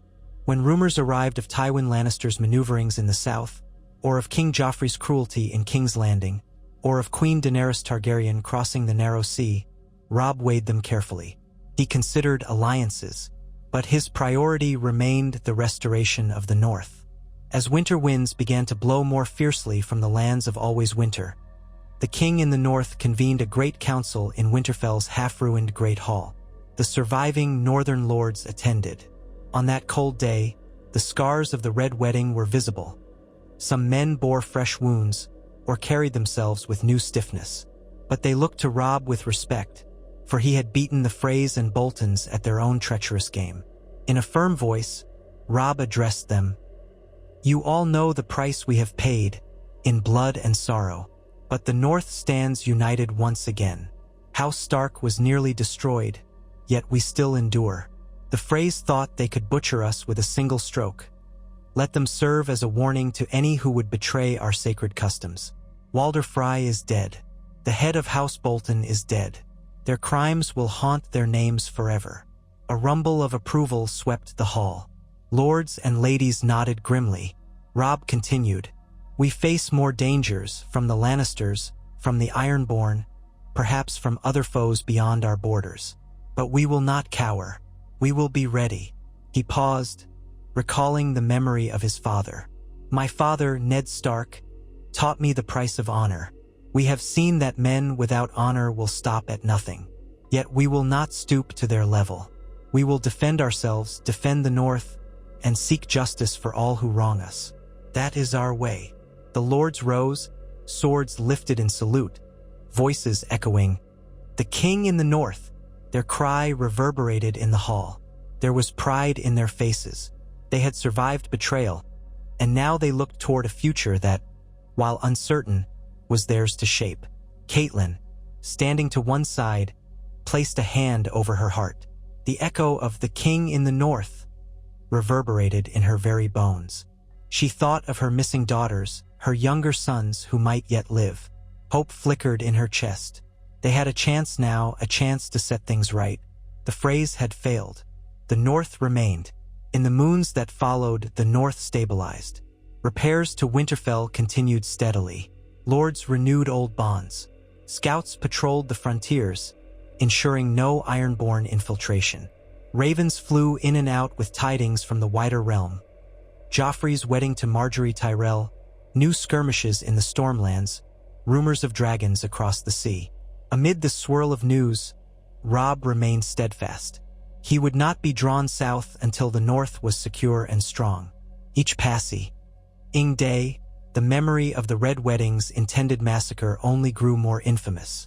Bards composed songs of how the Freys had broken guest right, only to meet a gruesome fate themselves. They embellished Grey Wind's ferocity, Robb's righteous fury, the moment Bolton fell. In time, those songs spread across Westeros, altering fear into defiance among other houses oppressed by Lannister rule. Some Southerners doubted the tales. Surely no one could turn the tide so swiftly? But those who had witnessed it knew the truth. Edmure Tully wrote from Riverrun, detailing how he had reinforced the castle against any future Lannister incursion. Rosalind was adjusting to her new life, though mourning the fate of her family name. Most of the Freys who survived remained under close watch. Lord Hoster Tully had passed in his sleep soon after Edmure's return, but not before hearing that Robb yet lived. Edmure performed the funeral rites, sending his father's ashes down the Red Fork, ensuring he found peace. Catelyn grieved anew when she heard of her father's passing. She had not been there at the final moment, yet she took comfort in knowing he died with some measure of peace, that he knew the Tully name survived. She told Robb that once the North was safe, she might return to Riverrun to attend to Tully matters. Robb approved, though he said he needed her counsel for a while yet. In quiet moments, Robb thought of his sisters, especially Arya. If the twins had succeeded in their ambush, Arya would have had no family left. The thought chilled him. He instructed his loyal men to keep ears open for any whispers of a wolf girl wandering the countryside, or of Sansa in King's Landing. If an opportunity arose to rescue Sansa, they must seize it. But he would not trust any peace terms from the Lannisters. He had learned that lesson at the twins. Seasons shifted. The days grew shorter, the nights colder. Yet Winterfell persevered.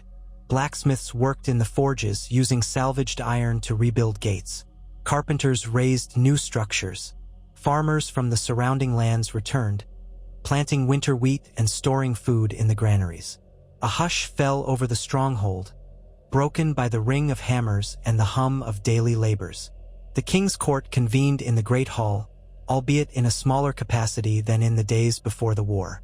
Robb prowled the battlements sometimes, Grey Wind at his side, surveying the progress.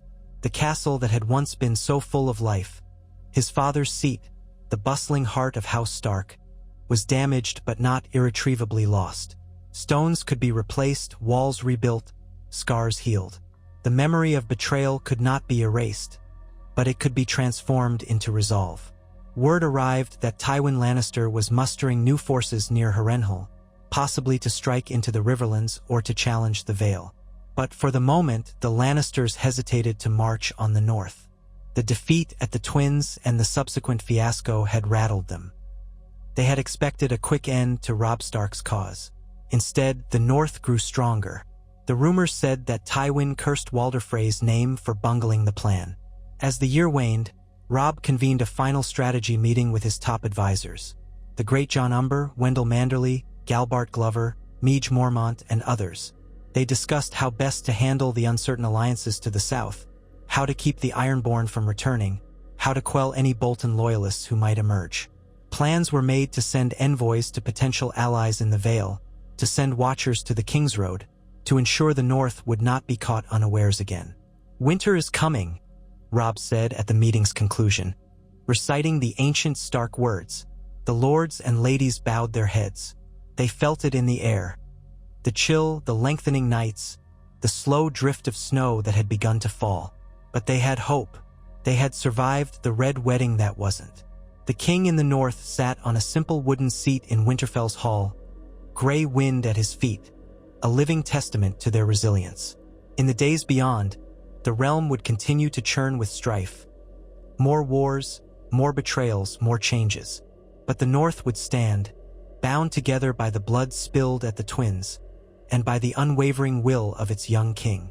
Whispers in taverns from White Harbor to the Gift told the story over cups of ale. how House Freys' treachery collapsed in a single night, how the king in the north cut down Roose Bolton, how Walder Frey lost his head to the man he sought to butcher. They told of a mother's fury, a direwolf's savagery, and the last-second warning that saved the North from annihilation. No one could say how history would judge the event. Some called it the divine judgment on House Frey for violating guest right. Others said it was the wolf's wrath, that the old gods guided Robb Stark's hand. Still others, especially among the Lannisters, saw it as a missed opportunity, a cunning plan undone by a single slip. Yet the outcome was the same. The North was not broken, and House Frey lay in ruin. Over the winter, as snows deepened and the long nights grew quieter, Robb Stark often kept vigil in the Godswood, the heart tree's face streaked with black sap that looked like tears. In those silences, he contemplated the cost of survival, the responsibilities of kingship, and the uncertain future. But he drew strength from the memory of those who had sacrificed themselves that night at the Twins, from his mother's unyielding presence, and from the fierce loyalty of his bannermen who believed in him. So the North endured, forging a new legend out of a catastrophe narrowly averted. And though war still raged in other corners of Westeros, and though sorrow still weighed on House Stark for all they had lost, they would never forget the night the Red Wedding failed, and the king in the North rose mightier than before. In the long hush of winter, the snow deepened across the North. The old fortress of Winterfell began to stir to life again, though its courtyard and walls remained wounded by the fires that had once ravaged it. The men who served King Robb Stark went about their labors under a pale sky, hauling timber, cutting stones, building scaffolds, and reinforcing the battered gates.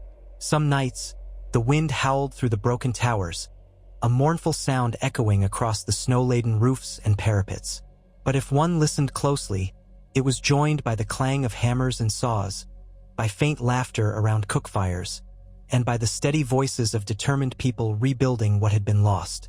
Robb Stark, the king in the North, walked the ramparts of the outer wall, gray wind at his side. The direwolf's thick coat, patched in places where old wounds had healed, repelled the chill. Every so often, the wolf paused and lifted his muzzle to taste the wind, ears pricked.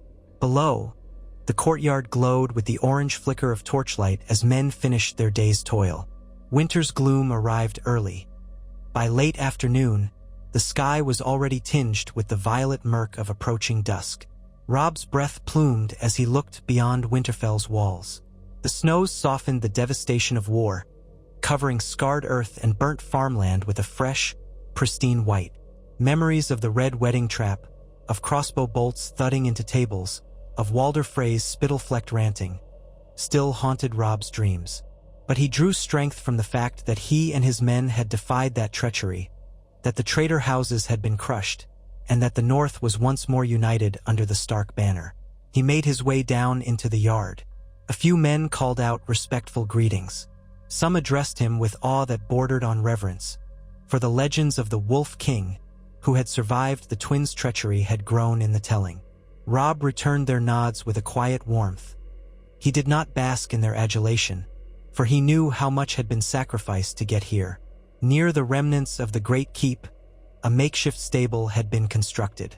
Some of the horses in the Northmen's service had been lost in battles against the Ironborn or the Freys, so stables were half empty, with new shipments of hay and feed brought from White Harbor. Wendell Manderly oversaw those supplies, greeting Robb as he passed. The big man, whose broad face bore a careful mixture of cheer and concern, swept a bow, though it was more friendly than formal. "Your Grace," Wendell said, "the latest wagons from White Harbor are just in. We've more flour, dried fish, and salted pork than last time. We should be able to keep the men fed through this winter and into spring, if the storms are not too fierce." Robb nodded his thanks. "Good. Our people have endured enough hunger. It's time they felt the security of a well-stocked Winterfell. You'll be glad to know we've also found a few capable masons among the supply train," Wendell went on. "They hail from one of White Harbor's old guild families. I've asked them to help with the new stonework. They're eager to prove their skill." Robb allowed himself a small smile, grateful for these glimpses of normalcy. Once, He had taken for granted that masons and carpenters would always be on hand for repairs or expansions, that the harvest would come in on time, that celebrations would fill the castle during festive seasons. Now he saw how easily such comforts could vanish when war and betrayal crashed down. "Thank you, Sir Wendell," Robb said, for Wendell Manderley had been knighted in the old Undul custom, though in the north that was more courtesy than tradition. "Let me know if they need any support, additional men, or resources from the stores." The big Manderley's eyes gleamed. "We'll get them what they need, Your Grace." Robb took his leave, continuing past the hastily repaired training yard, where a dozen new recruits and a handful of older soldiers sparred on packed snow. Near the yard, a short line of small folk, clad in rough-spun cloaks, waited for audience with the royal steward. Each had a petition, lost property, complaints of brigands, or pleas for fresh seed to plant once the ground thawed. Robb did not intrude on that process, trusting his steward to handle routine matters with fairness. Yet he noticed the hunger and worry in the people's eyes. War had left none unscarred. He found his mother, Caitlin, exiting the great hall, wrapped in a fur-trimmed cloak. A swirl of wind caught her auburn hair. She pulled her cloak tighter around her shoulders. Even so, she managed a gentle smile when she saw him. "Robb," she said softly, "I was hoping to speak with you before the council meets." "Of course, Mother," he replied, falling in step beside her. Gray wind trailed behind, quiet as a shadow. They walked toward the godswood, drawn by the stillness and the sense of privacy it offered.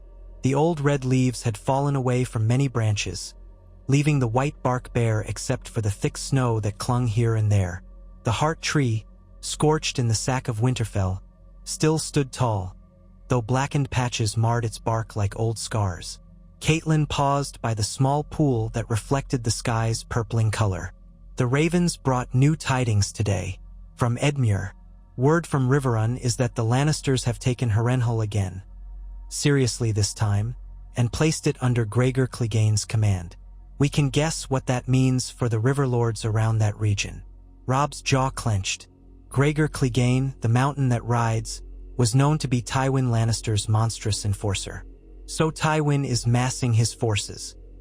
He's either preparing to strike deeper into the Riverlands or ensuring we can't easily reclaim Harrenhal if we wanted to. "Yes," Caitlin said. "Edmure urges caution. He says the Lannister host is large. More knights, more foot, all flying the lion banner. The mountain's depredations are already felt by peasants across the Trident. We are safe behind the neck for now, but Edmure asks if we can spare more men to help hold the line." Robb exhaled. He knew the Riverlords had suffered greatly, though not so much as the North itself. "We have so few to spare. Our numbers are better than they were, but we're still rebuilding. If Tywin attacks in full force, he could sweep across the Red Fork again." He ran a hand through his hair, tension written in every line of his face. "But I can't abandon the North. The Ironborn raids have slowed, but they've not entirely ceased. Some of the Ironborn remain near the stony shore. Deepwood Motte has taken damage, and we still need to root out Bolton loyalists. Who knows where Ramsay Snow might be lurking. I can't march my entire army south just yet." Caitlin's features softened with sympathy. "I understand, and Edmure does as well, I'm sure. He's only asking for as much aid as we can afford to give." She placed a hand on her son's arm. "But there's more. Word from King's Landing. Apparently, there is soon to be a royal wedding. Marjorie Tyrell is to wed King Joffrey." Robb's mouth twisted. "Tyrell Lannister alliance," he said grimly. "That was in the making ever since Renly was slain. This wedding cements their bond, guaranteeing Highgarden's support to the Iron Throne. It means Tywin has the might of the Reach behind him. Food, gold, armies." He shook his head. "It won't be easy to draw them away. And Sansa remains a hostage in King's Landing," Caitlin murmured. "I fear she's in more danger than ever, especially if Joffrey grows bolder after forging such a powerful alliance." She looked out over the darkening godswood. "I dream of seeing my daughters safe again. I dream of, well, you know my heart. But war seldom permits such hopes easily." Robb took a step closer to the heart tree. In the stillness, he laid a hand on the charred bark, feeling the rough texture beneath his glove. "I must focus on one challenge at a time," he said, half to himself. "We'll strengthen our hold on the north, ensure the Ironborn are driven out completely. If the Lannisters grow confident and push into the Riverlands, perhaps we can catch them in a pincer when we are ready to march south. But for now, Harrenhal stands as a fortress on the Trident. If we're to help Edmure, we need cunning rather than brute force." He lapsed into thought. The last time they'd held Harrenhal, it had been a short-lived advantage. The castle was enormous and haunted, half-ruined by dragonfire centuries ago. Holding it effectively required a large garrison. He looked back at Caitlin. "I'll write Edmure. We can send a small contingent, perhaps the Mallisters or Blackwoods who joined us after the twins, and see if they can raid Lannister supply lines. Harrenhal's downfall has often been that it's too large to defend entirely. With cunning, we might harass them." Caitlin nodded, though concern shaded her face. "Just be sure you don't stretch yourself too thin, Robb. The north is scarcely recovered, and winter is here." He gave a low sigh. "That's the truth of it. Still, we can't stand idle while the Lannisters tighten their grip on the Riverlands." She placed a comforting hand on his shoulder. "We'll do what we must. In the meantime, I'll handle any negotiations with the Riverlords. Perhaps we can convince some to keep the Lannisters busy, especially if they rally around the memory of what was nearly done to their own Lord Edmure at the Freys' hands." They fell silent, each lost in thought. The last of the day's light faded overhead, leaving only the pale glow of moon and stars. Gray wind padded around the pool, occasionally sniffing at the bare roots. Finally, Robb offered his mother his arm, and they walked back toward the keep. Snow began to swirl in the air, gentle and soundless. That night, Robb called a small council in the partially restored Great Hall. Despite the damage, the hall was still large enough to host his principal advisors around a long table near the dais. A few tapestries, scorched but still recognizable, hung on the walls, and braziers provided warmth. The wind rattled the windows, but within, the gathered lords spoke in low voices, awaiting their king. Robb arrived, cloak dusted with snow. Gray wind settled behind his chair, eyes gleaming in the firelight. Around the table sat several northern lords. Great John Umber, huge and red-faced, with a booming laugh that occasionally broke the hush. Meege Mormont, Lady of Bear Island, her weathered face bearing the implacable spirit of the Mormonts. Galbart Glover, whose stronghold of Deepwood Mott had suffered under the Ironborn. Rickard Riswell, newly sworn after the downfall of the Boltons, though suspicious eyes sometimes lingered on him, given old ties to the Dreadfort. Wendell Manderley was there, and Howland Reed had sent a representative from the Neck. A handful of other bannermen filled out the circle. Caitlin stood to the side, not at the table but near enough to advise. Robb listened as they gave reports. The winter storms were intensifying, making roads difficult, especially for supply wagons. The Ironborn still haunted the northern coasts in small raiding parties, though they no longer held major castles. Rumor placed Balon Greyjoy back in Pike, and Euron Greyjoy stirring trouble among his kin. The new fear was that the Ironborn might attempt a fresh incursion once the coasts froze enough to hamper overland support. But it seemed their leadership was fracturing. For the moment, the North had breathing room. Next came talk of the Bolton loyalists. Though Roose Bolton was dead, and the main body of Bolton men had either surrendered or fled, pockets of them might remain, especially in remote areas. Some rumored that Ramsay Snow, the bastard who called himself Bolton, had gathered outlaws and cutthroats in the frozen wilderness. No one knew for certain. The Dreadfort had been seized by Stark forces without much bloodshed, but the halls there felt eerie. Blood-stained dungeons told tales of cruelty. Many of the Dreadfort's common folk had deserted the place, terrified of the Bolton legacy. As for the Lannisters, Meege Mormont growled, her voice low and hard, they mass at Harrenhal. Word is Tywin is biding his time until spring to launch a fresh campaign. The River Lords are battered, but not broken. Galbart Glover nodded. Riverrun still stands. The Mallisters at Seaguard remain loyal. But if the mountain leads an army across the Red Fork, it will be devastation all over again. He glanced at Robb. Perhaps we should consider a truce with the Iron Throne, Your Grace? A hush fell at that. Catelyn's face was unreadable. Great John Umber scowled. Truce with the bloody Lannisters? The Great John rumbled, shaking his shaggy head. That's rich. After they killed Ned Stark? After they set Walder Frey on us? You think the king in the north should kneel now? Glover tensed. I'm not saying kneel, Great John, but the realm is war-weary. We've lost half our men, and King Joffrey's power only grows with the Tyrell alliance. Perhaps it is wise to talk peace while we rebuild. Robb held up a hand, and the two men fell silent. The king in the north took a moment before speaking. I understand both sides. We have indeed paid a terrible price. But I cannot trust peace with Tywin Lannister. Not after the Red Wedding plot. If we sign a truce, it could just be a chance for the Lannisters to gather strength and strike again. Even if, by some miracle, they honored the treaty, they demand we bend the knee to King Joffrey. Meej Mormont spat on the rushes. That we cannot do. A chorus of agreement rippled around the table. Yet Robb also heard the underlying current of uncertainty. Many of these men had lost friends, brothers, and sons in the war. They might hunger for vengeance, but they also feared the realm's endless bloodletting. Wendell Manderly spoke next, clearing his throat. We have coin and supplies enough to last winter. Our trade routes to White Harbor are safe for now. If we can keep the coast secure, I can even build more ships. But if we are forced into a large-scale southern campaign, we might find ourselves bereft of manpower here in the north. The Ironborn or the Bolton's remnants might strike once we are gone. Catelyn stepped forward.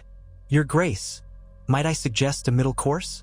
We do not bend the knee or sign a full peace, but we might send envoys to the Vale or to Dorne, seeking alliances or at least neutrality. If Tywin Lannister is forced to focus on other fronts, that could give the Riverlands some reprieve. The Vale remains under Lisa Arryn's sway, Meej said. She has kept her gates closed this entire war. She's only stirred once or twice, and it seems she wants none of the conflict. She is my sister, Catelyn replied quietly, but I do not trust her to do the right thing for love of family alone.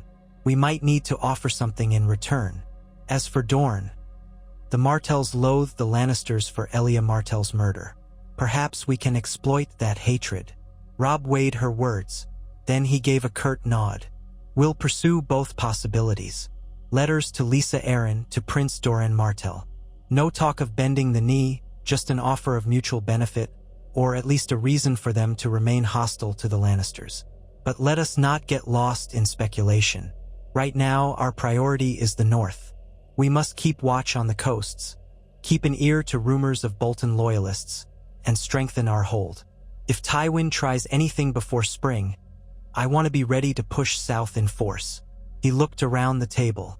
Any lord who can spare men to harass Lannister supply lines in the Riverlands should do so. Small raids that hamper their movements, keep them wary. In time, we may gather enough strength to retake Harrenhal or force a confrontation on favorable ground. And if an opportunity arises to retrieve my sister Sansa, or to make contact with Arya, we do not hesitate. The lords assented. Plans were drawn for small detachments, often men familiar with the Riverlands or commanded by bannermen who had ties there, to slip south as winter allowed. The meeting ended with no grand resolution, but with a sense of determined caution. In the weeks that followed, the tasks of governance consumed Robb's days. The chill of winter intensified. Snow fell in thick drifts. The men at Winterfell learned to shovel paths just to keep essential corridors accessible. The forges burned hot, forging new blades, mending old armor, while the supply vaults were inventoried again and again. Local peasants trickled in from outlying farms, seeking the castle's shelter from bandits and wolves, real wolves, as well as hungry outlaws. Robb granted them refuge if they pledged to serve and help rebuild. It was not exactly the old custom of hospitality. Winterfell no longer had the room or resources for unlimited numbers of folk, but it was enough to demonstrate that House Stark still cared for its own. Sometimes, to clear his head, Robb took Grey Wind and rode beyond the walls. With a few trusted guards, he would venture over the wintry fields, checking in with small villages that had once been part of Winterfell's domain. He saw how the barns sagged under the snow, how the farmland was deserted except for a handful of determined or desperate souls. Wolves prowled the edges of the forests, especially near the villages, emboldened by the scarcity of game deeper in the wild. Yet despite these grim sights, he also saw flickers of hope. Children playing in the snow, a mother offering him a fresh-baked loaf from the last of her flour, a wounded soldier teaching a ragged band of boys to hold a spear. The North endured, bit by bit. At night, he sometimes dreamed of the Red Wedding, but his mind had begun to weave that memory into something less of a nightmare and more of a fierce, cautionary tale.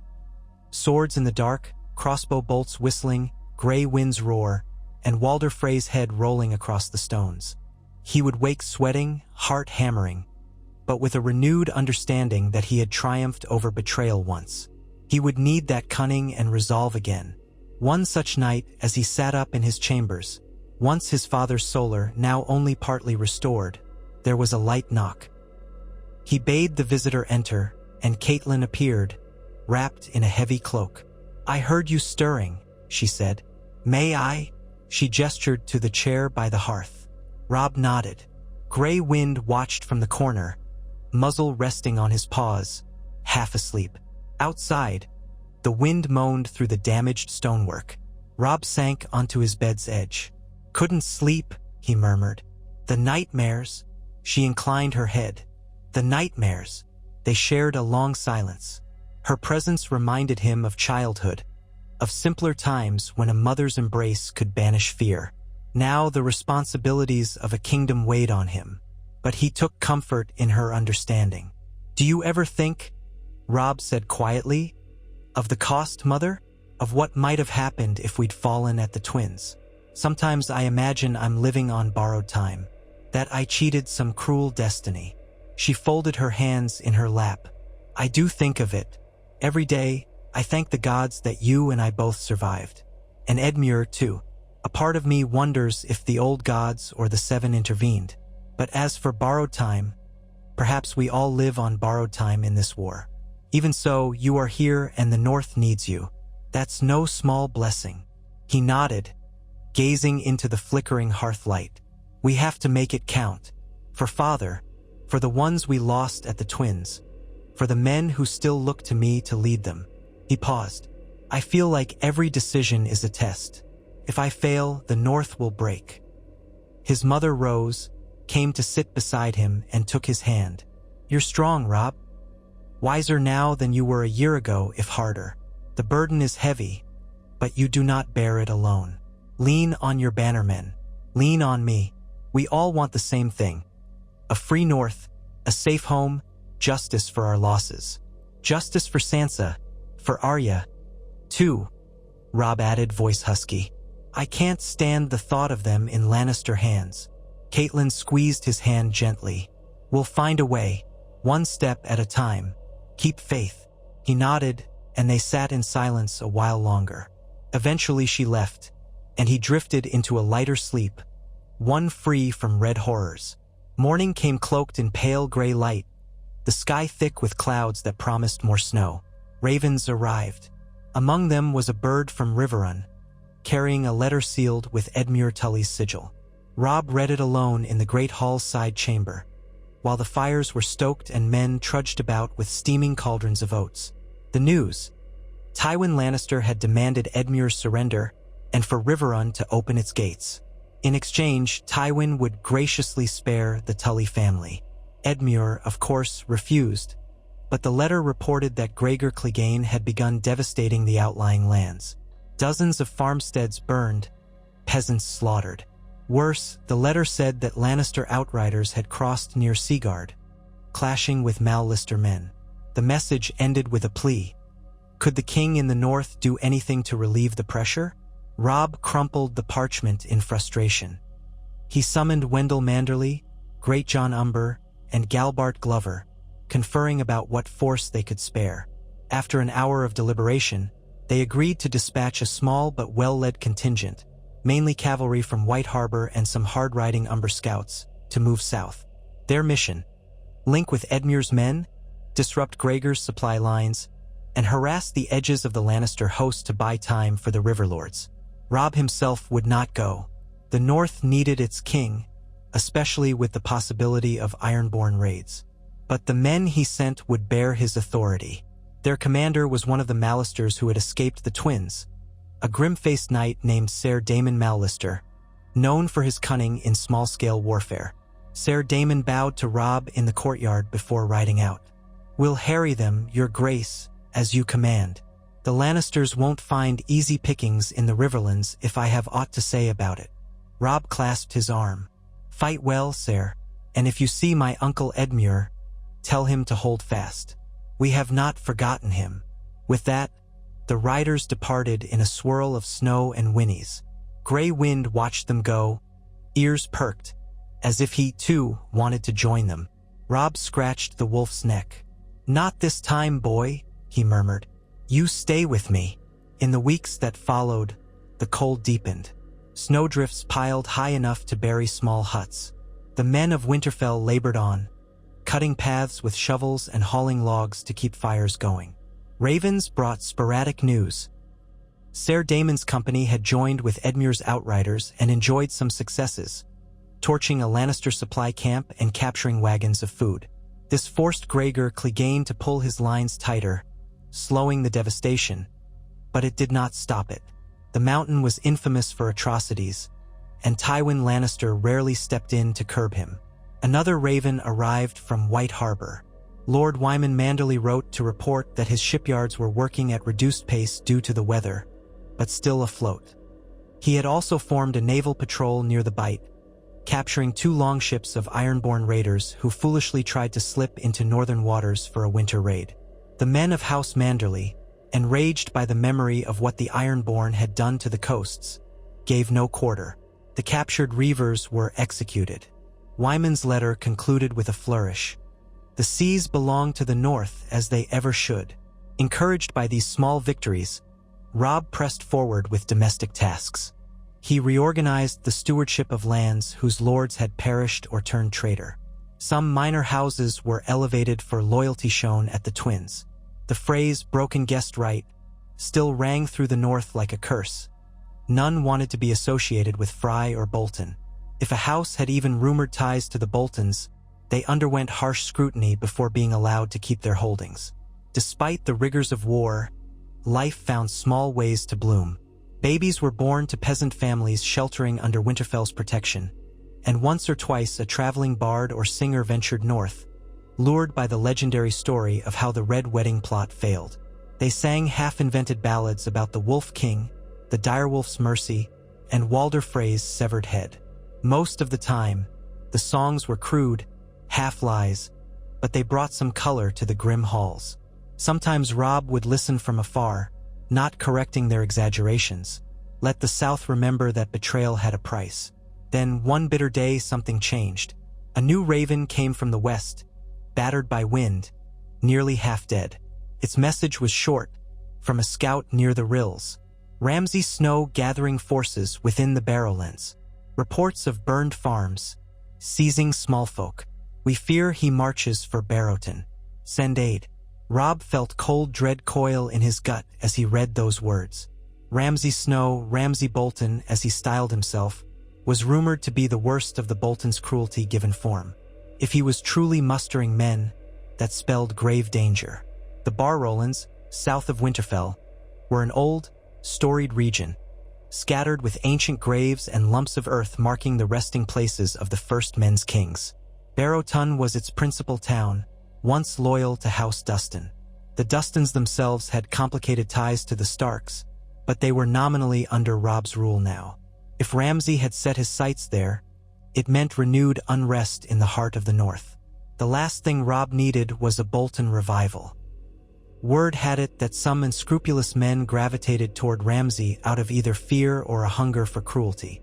And if the Dustins were not firmly loyal, they might be coerced into joining him, willingly or otherwise. Robb summoned a war council immediately. The Great John was all for riding out at once. smashing the bastard's head in. Meej Mormont scowled and said that if Ramsay was truly building a force, the best approach was to corner him quickly, not let him entrench. Galbart Glover was more cautious. We should send scouts first, find out how large his force is. We cannot risk a second front if the Lannisters come. Robb considered.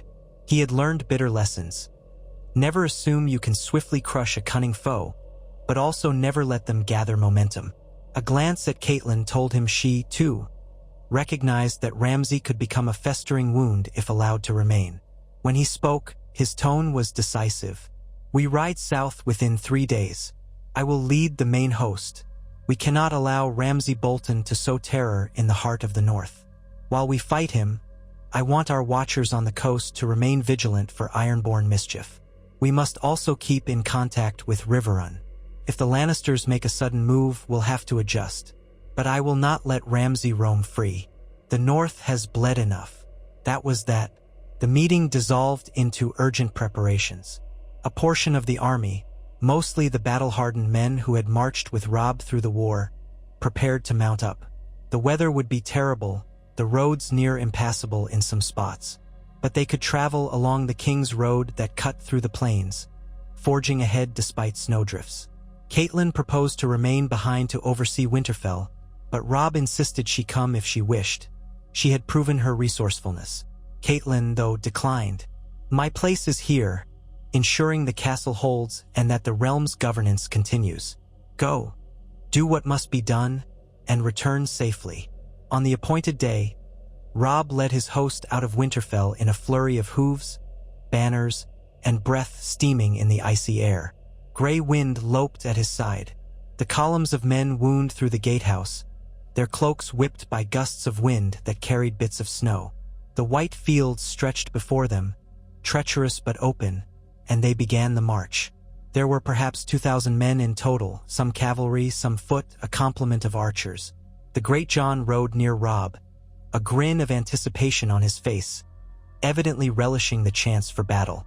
Meej Mormont commanded a flank of Bear Islanders, and the weathered veterans from White Harbor and Deepwood marched with confidence, remembering how they had broken the Ironborn not so long ago.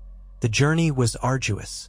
Frozen streams forced them to break ice to water their horses, and flurries of snow sometimes obscured the horizon. But the Northmen were made of stern stuff. They pressed on, forging a path. At night, they made camp in tight circles, building up large bonfires, posting double watches for fear of surprise raids. They passed scattered hamlets, some deserted, others inhabited by weary-faced folk who scurried inside at the sight of so many armed men. Robb's outriders assured the small folk that they came under the Stark banner, not as marauders. Some villagers offered meager supplies or pointed them toward safer passages through the drifts. Everywhere they went, they found signs of devastation. Charred huts, half-buried corpses, footprints of armed men. It was as though Ramsay's force had carved a path of terror. Along the way, they encountered a group of refugees, about 20 small folk, mostly women and children, half-frozen, stumbling through snow-swept fields. Their haunted eyes told of horrors. One woman collapsed at Robb's horse's feet, sobbing that the bastard of Bolton had burned their farm, butchered those who resisted, and taken some for sport. Robb felt sick fury boil in his chest. He ordered the refugees sheltered in the supply wagons, given blankets and warm food. His soldiers, hearing those stories, muttered darkly and steeled themselves for vengeance. 3 days into the march, Robb's scouts returned with word. They had found signs that Ramsay's host, numbering perhaps 600 or 700 men, was camped near an old watchtower between Barrowton and the Salt Spear. Another group of Bolton riders, about 100 strong, scoured the countryside for supplies. It was a smaller force than Robb had expected, but the men who followed Ramsay might be fanatically cruel. The situation was dire for any small folk in that region. Still, the disparity in numbers was heavily in Robb's favor. If he could bring them to battle quickly, he could end Ramsay's threat. They advanced cautiously, wanting to avoid blundering into an ambush. The land here was open and rolling, marked by ancient barrow mounds. The watchtower itself stood atop a slight rise, once a vantage post for local lords.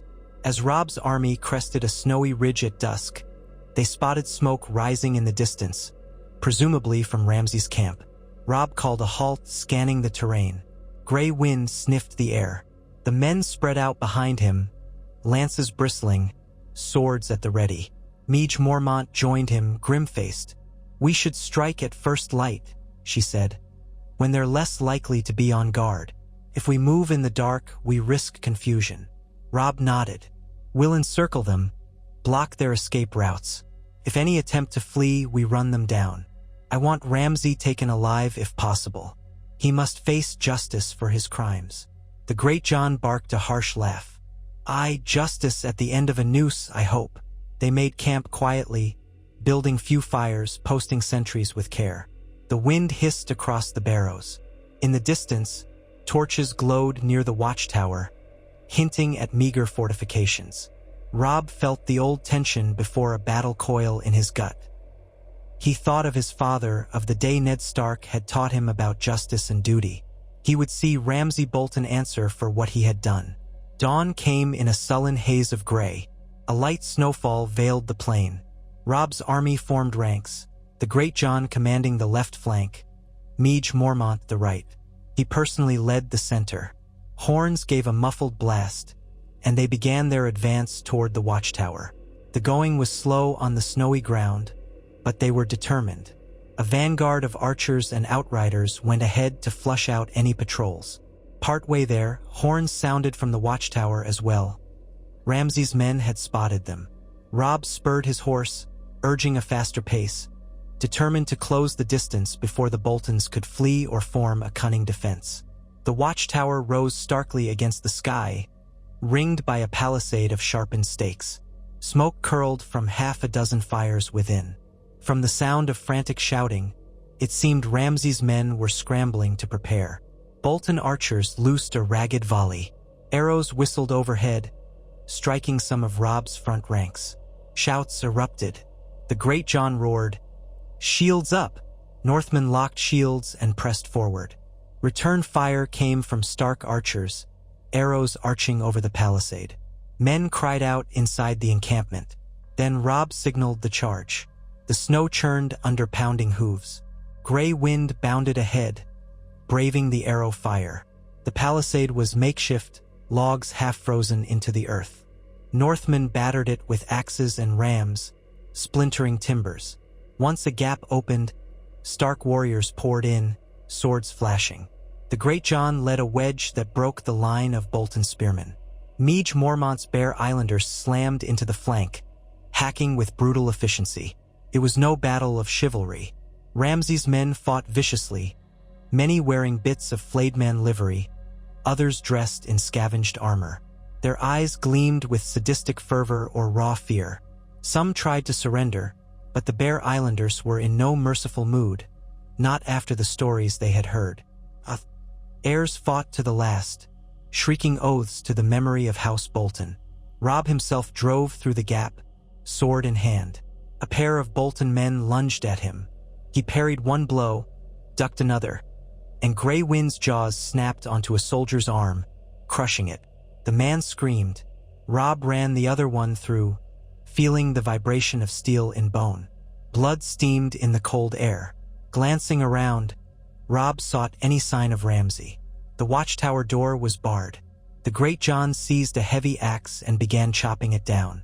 Bolton archers on the tower's roof fired sporadically, pinned down by Stark arrows from below. The smell of smoke, blood, and terror mixed with the winter wind.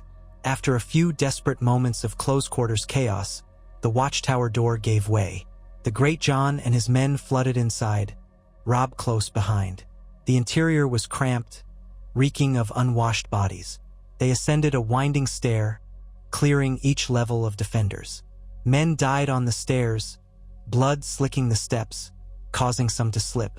The Great John's laughter boomed as he hewed a path, unstoppable as a charging bull. At last, they reached the top floor, a small chamber that opened onto the roof. There, a handful of Bolton men made a final stand. Among them, dressed in dark leathers with the flayed man's sigil, stood Ramsay Snow. He was pale-faced, hair greasy, eyes a startling shade of pale blue that glimmered with malice. A twisted smile curled his lips as the king in the north appeared, sword stained with gore. "Well, well," Ramsay purred. "So the wolf comes at last. I'd hoped to greet you more intimately, but I suppose this will do." He nodded at his men, and they charged with savage abandon. 3 of them hurled themselves at the Great John. Another rushed Mage Mormont, who had just descended behind. Ramsay himself lunged at Robb, brandishing a curved blade. Their swords clashed in a flurry of sparks. Robb snarled, forcing Ramsay's blade aside, but the man's cunning was apparent. He moved swiftly, unpredictably. A slash came dangerously close to Robb's neck, but Robb twisted away, grappling for control. Grey Wind leaped in, but one of Ramsay's men intervened, stabbing at the direwolf. Grey Wind spun, savage jaws closing on the man's throat, blood spraying. Ramsay took advantage of the distraction to press Robb harder. The curved blade slashed across Robb's forearm, cutting through the mail. Pain shot up his arm. He bit back a cry, retaliating with a diagonal strike. Ramsay darted backward, sneering. "I've heard all the stories," Ramsay hissed. "You're the boy who survived the twins. You should have died there. Guessed right or no, I'd have sliced your mother's throat, fed your direwolf to my hounds." Robb's vision flared red with fury. He hammered Ramsay's guard, forcing the bastard to step back. Metal clanged. Another blow knocked Ramsay's sword aside. Ramsay tried to pivot away, but the cramped quarters left little room to maneuver. Robb batted the blade from his hand, sending it skittering across the floor. With a desperate snarl, Ramsay lunged for a small dagger at his belt. Before he could strike, Grey Wind barreled into him, slamming him against the wall. Ramsay let out a strangled cry as the direwolf's fangs closed around his forearm. The dagger clattered. Blood spurted. Robb pressed his sword tip to Ramsay's chest. "Yield," he growled, breath ragged. The entire chamber reeked of death.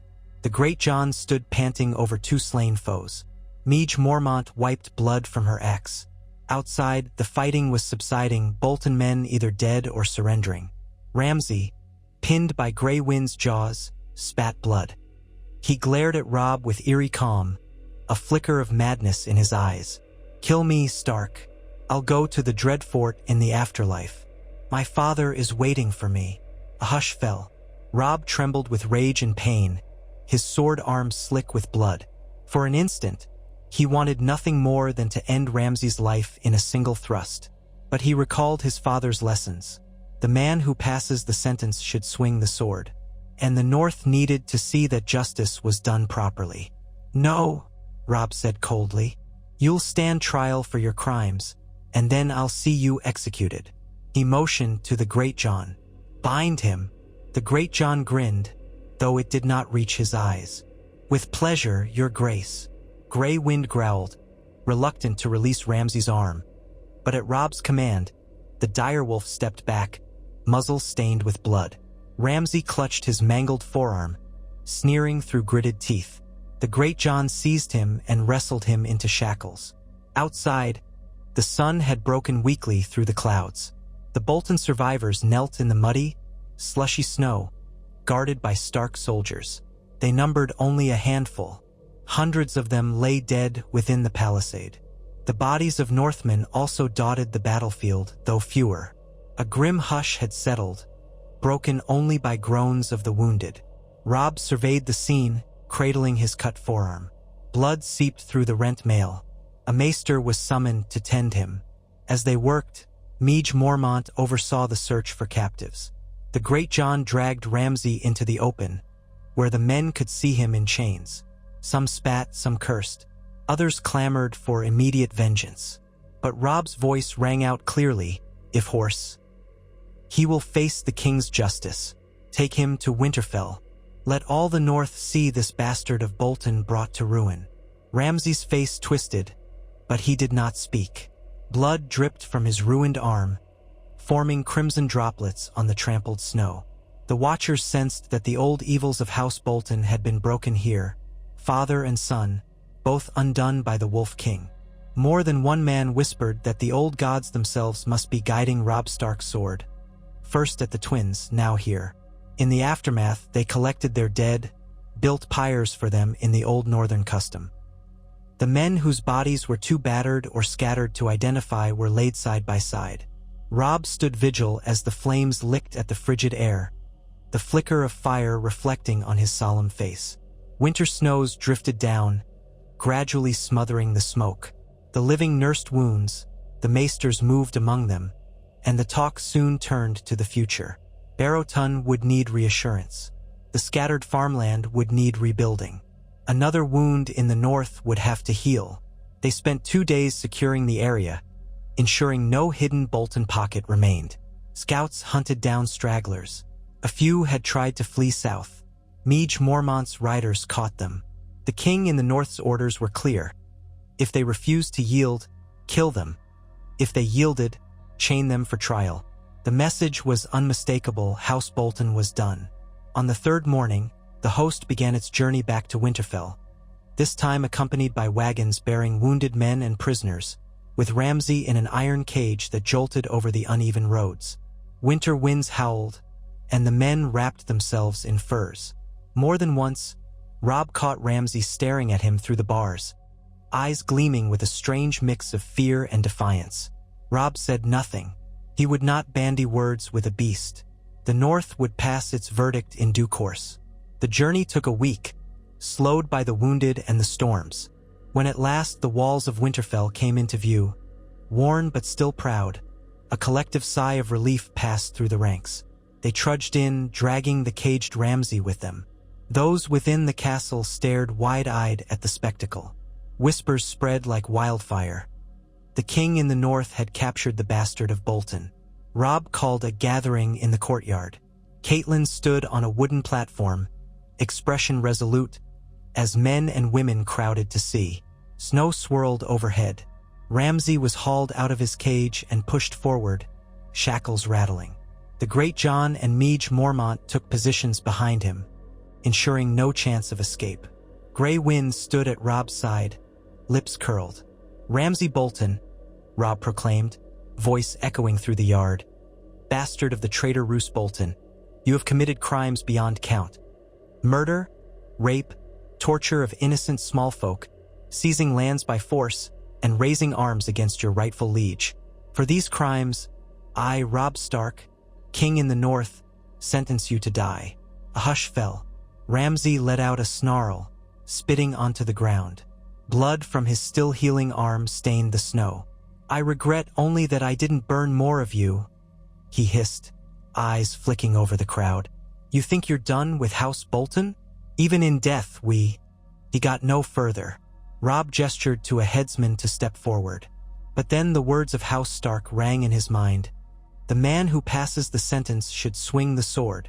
In memory of his father's teaching, he signaled the headsman back. Robb took the greatsword ice, or what passed for ice, as the original Valyrian steel had been lost in King's Landing. This was a heavy northern blade taken from the vaults, large and well-honed, though not the storied sword of House Stark. He stepped forward, ignoring the pain in his bandaged forearm. Men cleared a path, falling silent. Grey Wind stood watchful, teeth bared. Ramsay bared his own teeth in a final, hideous grin, but fear flickered in his eyes. Robb looked into those pale eyes, recalling the butchered small folk, the horrors whispered of the Dreadfort's dungeons. He raised the sword. "In the name of the old gods and the new," Robb said, "I, Robb Stark of Winterfell, king in the north, do sentence you to die." Ramsay opened his mouth, but the blade came down, swift and hard. The strike was clean. Ramsay's head toppled into the snow, a red stain blooming around it. The body sagged. Grey Wind growled low, but did not move to maul the corpse. The watchers exhaled, some with relief, some with satisfaction. So ended the last direct link to Roose Bolton's treachery. A wave of finality passed through the courtyard. Some men spat on the corpse. Others simply turned away. Robb stood still, sword dripping red onto white. A memory of Ned Stark's unyielding gaze filled him. This was not a moment of triumph. but of necessary justice. He had rid the North of one more monster. Catelyn touched his shoulder. Her eyes were soft with empathy. He handed the sword to an attendant, who wiped it clean, and he turned to the assembled crowd. "The Bolton's day is done," he said. "Let the North be whole again. We have endured betrayal and bloodshed. Now we must rebuild." The crowd murmured assent. Some called out, "The King in the North!" Others simply bowed their heads. Catelyn led Robb from the platform, and he noticed that the tension in his chest felt slightly eased, as though a chapter had closed. But there were many more to go. After that grim spectacle, the realm around Winterfell stirred to new life. Catelyn and Robb worked together, dispatching messages to the Dustons of Barrowton, ensuring they would remain loyal in the absence of Bolton intimidation. Farms in the Barrowlands would be offered supplies to recover. Scouts patrolled for any last Bolton or Frey sympathizers. None were found of significance. The North's unity, battered but not broken, solidified. Amid these domestic successes, ravens arrived with mixed tidings from the Riverlands. Ser Daemon Mallister's raids continued, harassing Gregor Clegane's lines. They succeeded in rescuing some peasants from the worst depredations, but the mountain's presence was still felt like a plague. Edmure clung to Riverrun. Lord Blackwood and Lord Bracken, ancient rivals, had both pledged renewed loyalty to the Tully cause. Tywin Lannister, apparently frustrated, was rumored to have threatened to replace Gregor if he couldn't break Riverrun by spring. Yet the siege lines were not yet fully in place. The Lannisters had chosen a strategy of slow strangulation. One afternoon, as Robb walked the hallways of Winterfell, a messenger approached in haste. "Your Grace," he gasped. "A raven from King's Landing." Robb's stomach twisted. King's Landing rarely brought good news. He took the scroll, noticing the fresh Lannister wax seal. Breaking it, he read a few lines, brow furrowing. Then he read more carefully, letting each word sink in. The letter was written in Flowery Court script, rife with stiff courtesy. It bore the name of the Hand of the King, Tywin Lannister. It spoke of Joffrey Baratheon's upcoming nuptials to Margaery Tyrell, of the grandeur of the event, and it extended an invitation to Lord Robb Stark of Winterfell, styled King in the North, to come and swear fealty before the Iron Throne. There were vague allusions to leniency and amnesty if the northern pretensions were cast aside, plus mentions of Sansa Stark's well-being. Finally, it threatened dire consequences if Robb refused. Robb let out a mirthless laugh. The gall of Tywin Lannister, to invite him to Joffrey's wedding as though it were a truce offering. Another ploy more cunning than swords. In essence, Tywin offered a pardon if Robb bent the knee, presumably returning the North to the Iron Throne's fold. If Robb refused, or if he left Sansa in Lannister hands, the letter implied that the Lannisters would intensify the war. He read it twice, then handed it to Catelyn, who had come upon him in the corridor. Her face darkened as her eyes flicked over the lines. "He wants to lure you to King's Landing, so you can be another Ned Stark," she said quietly. Robb's mouth tightened. "I will never forget how they treated my father. This is a trap disguised as courtesy. I won't fall for it." He paused. "But Sansa is still there, presumably, and Arya's fate remains uncertain.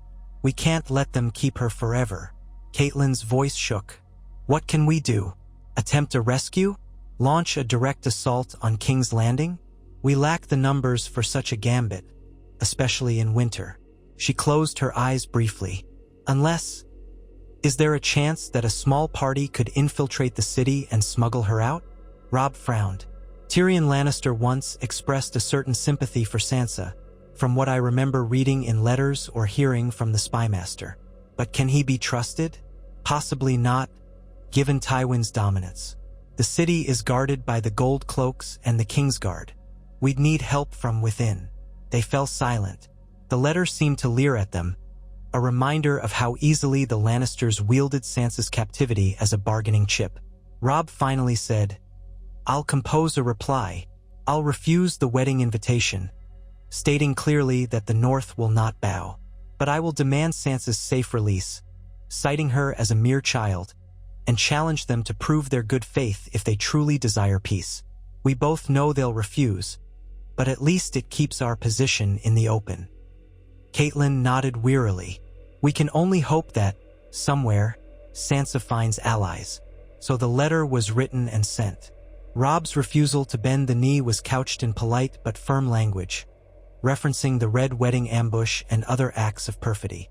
The Raven soared south, carrying the message that the king in the north would not be cowed. Time slipped onward, as it often does in the deep of winter. The routine of survival took precedence. Feeding the people, patrolling the borders, dealing with petty disputes that arose among the small folk housed in Winterfell's protective shadow. Robb's wound from Ramsay's blade healed slowly, leaving a pink scar on his forearm. The memory of that fight lingered whenever he flexed the muscle. He continued to dream sometimes of the twins. Occasionally, the dream changed, blending with the final confrontation at the watchtower. The halls of the twins morphed into that cramped, smoky tower, crossbow bolts turning into Bolton arrows, Walder Freys cackling merging with Ramsay's sneer. He would jolt awake in a cold sweat, only to see Grey Wind at his bedside, watchful and comforting in the dim torchlight. Caitlin, too, wore lines of worry. No word of Arya had come. As for Sansa, they heard only that she'd been wed to Tyrion Lannister, an old rumor from the south that might or might not hold true.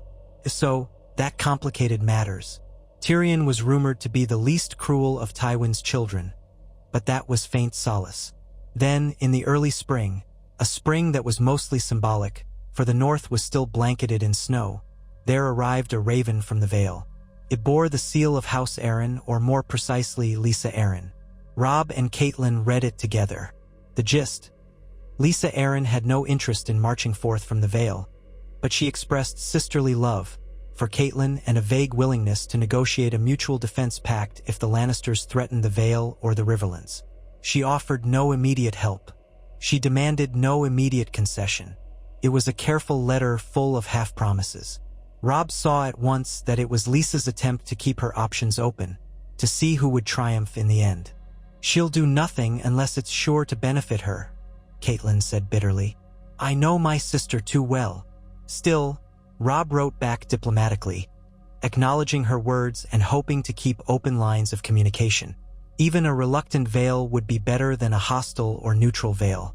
If the Lannisters threatened them, perhaps they would form common cause. Meanwhile, news trickled up from the far south, murmurings of Daenerys Targaryen. Some said she had dragons and was preparing to cross the narrow sea. Others said she was content to remain in Meereen, a city none in the north cared much about. Rumors, for the most part, distant thunder that did not yet concern them. Far more pressing was the war in the Riverlands. Ravens carried word that Gregor Clegane had seized Harrenhal completely, rooting out the last of Stark sympathizers there, and was now threatening to march on Riverrun at last. Edmure Tully braced for a siege, though his spirits remained high thanks to the continued raids by Ser Daemon Mallister and other partisans. Tywin Lannister was rumored to be focusing on the royal wedding in King's Landing, leaving Gregor to handle the Riverlands. Robb knew that soon, perhaps by the end of spring, the Lannisters might strike in force. So, would he respond? The North was still in no condition for a massive southern campaign. But he was king in the North as well as warden of the Riverlands, effectively, since his maternal family, the Tullys, had sworn to him.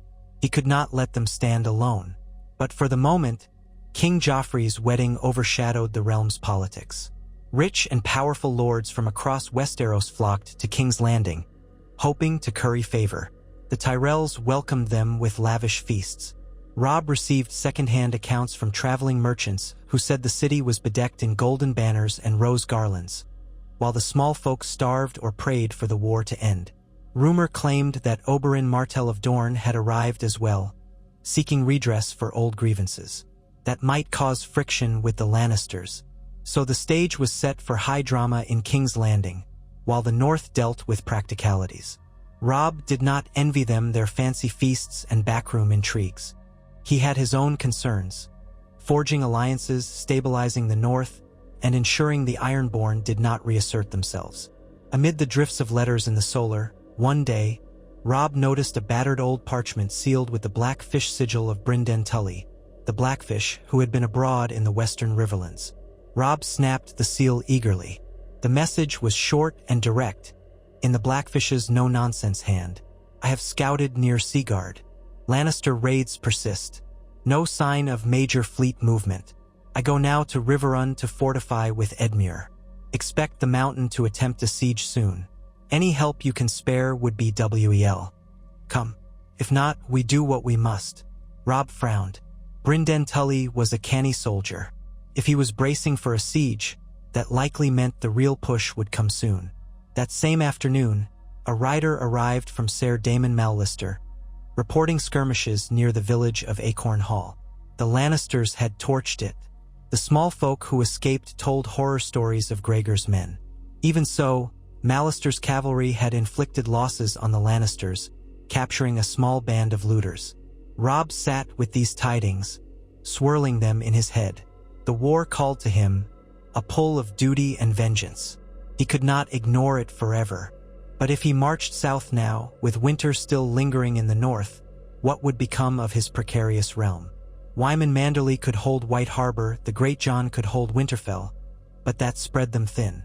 The Ironborn might seize the opportunity to raid again. After a night of fitful rest, he summoned his key lords once more. They gathered by the great hall's hearth, the windows thick with frost. Catelyn stood near the dais, listening quietly. I am minded, Robb said, to lead a partial force south when the snows lessen. Not the entire host, too dangerous, but enough to relieve pressure on Riverrun. I will not abandon the Riverlands to the mountain's tender mercies. If we wait too long, Edmure could be crushed. The Great John nodded. You speak my mind, your grace. Let's ride for the Trident.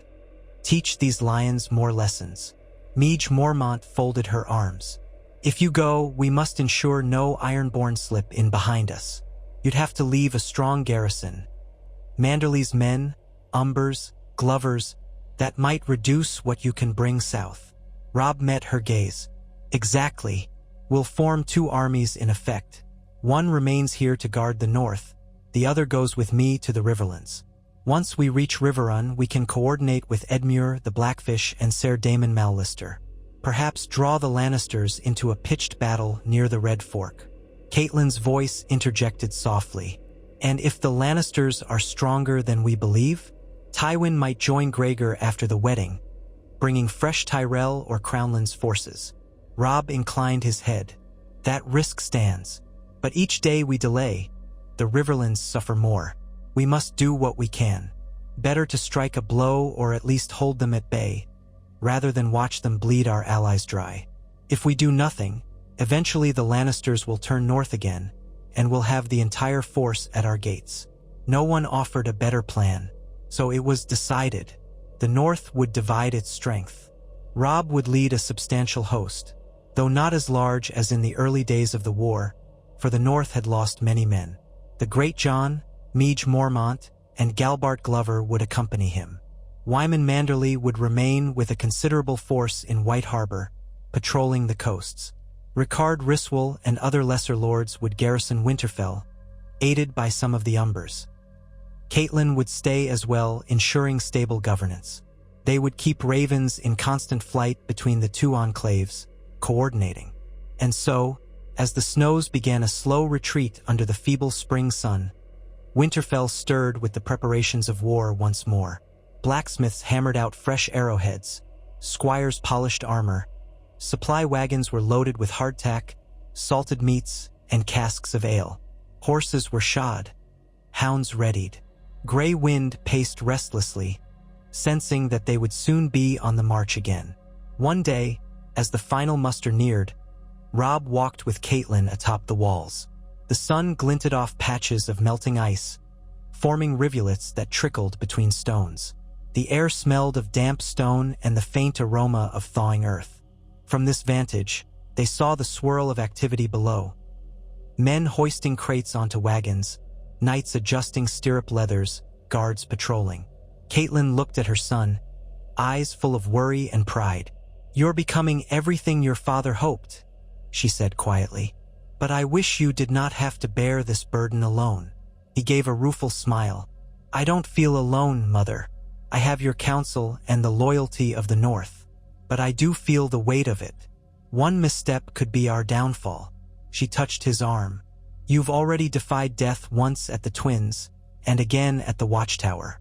Have faith. You're fighting for our family, for our home. That is no small strength." He nodded, gaze drifting south. "I only hope the men I lead understand why we do this. War is a cruel teacher, but if we stand by while the Riverlands burn, we're no better than those who turned their backs on us." Caitlin studied the horizon.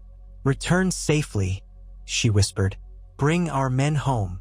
2 days later, the trumpets sounded at dawn. Bundled against a brisk wind, Robb Stark rode from Winterfell at the head of his banners, the direwolf crown upon his brow. Grey Wind loped beside him, breath steaming.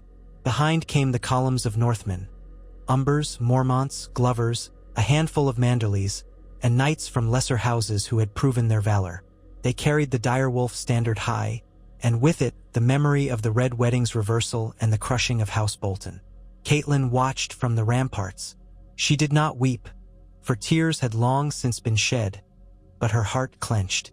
She called out a silent prayer to the old gods, to the Seven, to any power that might protect her son. Then the lines of soldiers disappeared beyond the gates, setting course for the King's Road that led into the Riverlands. The crunch of their passage through the remnants of snow faded. So the king in the north marched again, determined to defend what he had claimed. The war that should have ended in a butchery at the Twins had instead become an ongoing struggle, shaped by the bold survival of Robb Stark and the vengeance visited upon his betrayers. Now, with the fate of the Riverlands in the balance, the question remained: would Tywin Lannister's next stroke succeed where Walder Frey's treachery failed? Or would the Wolf King defy the odds once more, forging a path through cunning, loyalty, and the unwavering northern spirit? In the hush of Winterfell's Godswood, the ancient heart tree dripped melting snow, the black sap tears glistening in the early sunlight. A crow cawed overhead, wings fluttering. The north endured, as it always had, yet the shape of the future hung in the balance. On the roads leading south, Robb Stark felt the cold wind on his face, recalled the lessons of betrayal, and silently vowed that never again would he be caught unawares. If the Red Wedding had failed, it was a testament that even the mightiest conspiracies could shatter against the resolve of a people who refused to kneel. And that resolve now drove him onward, sword at his hip, wolf at his side, ready to face whatever new trial the Lannisters and fate had in store.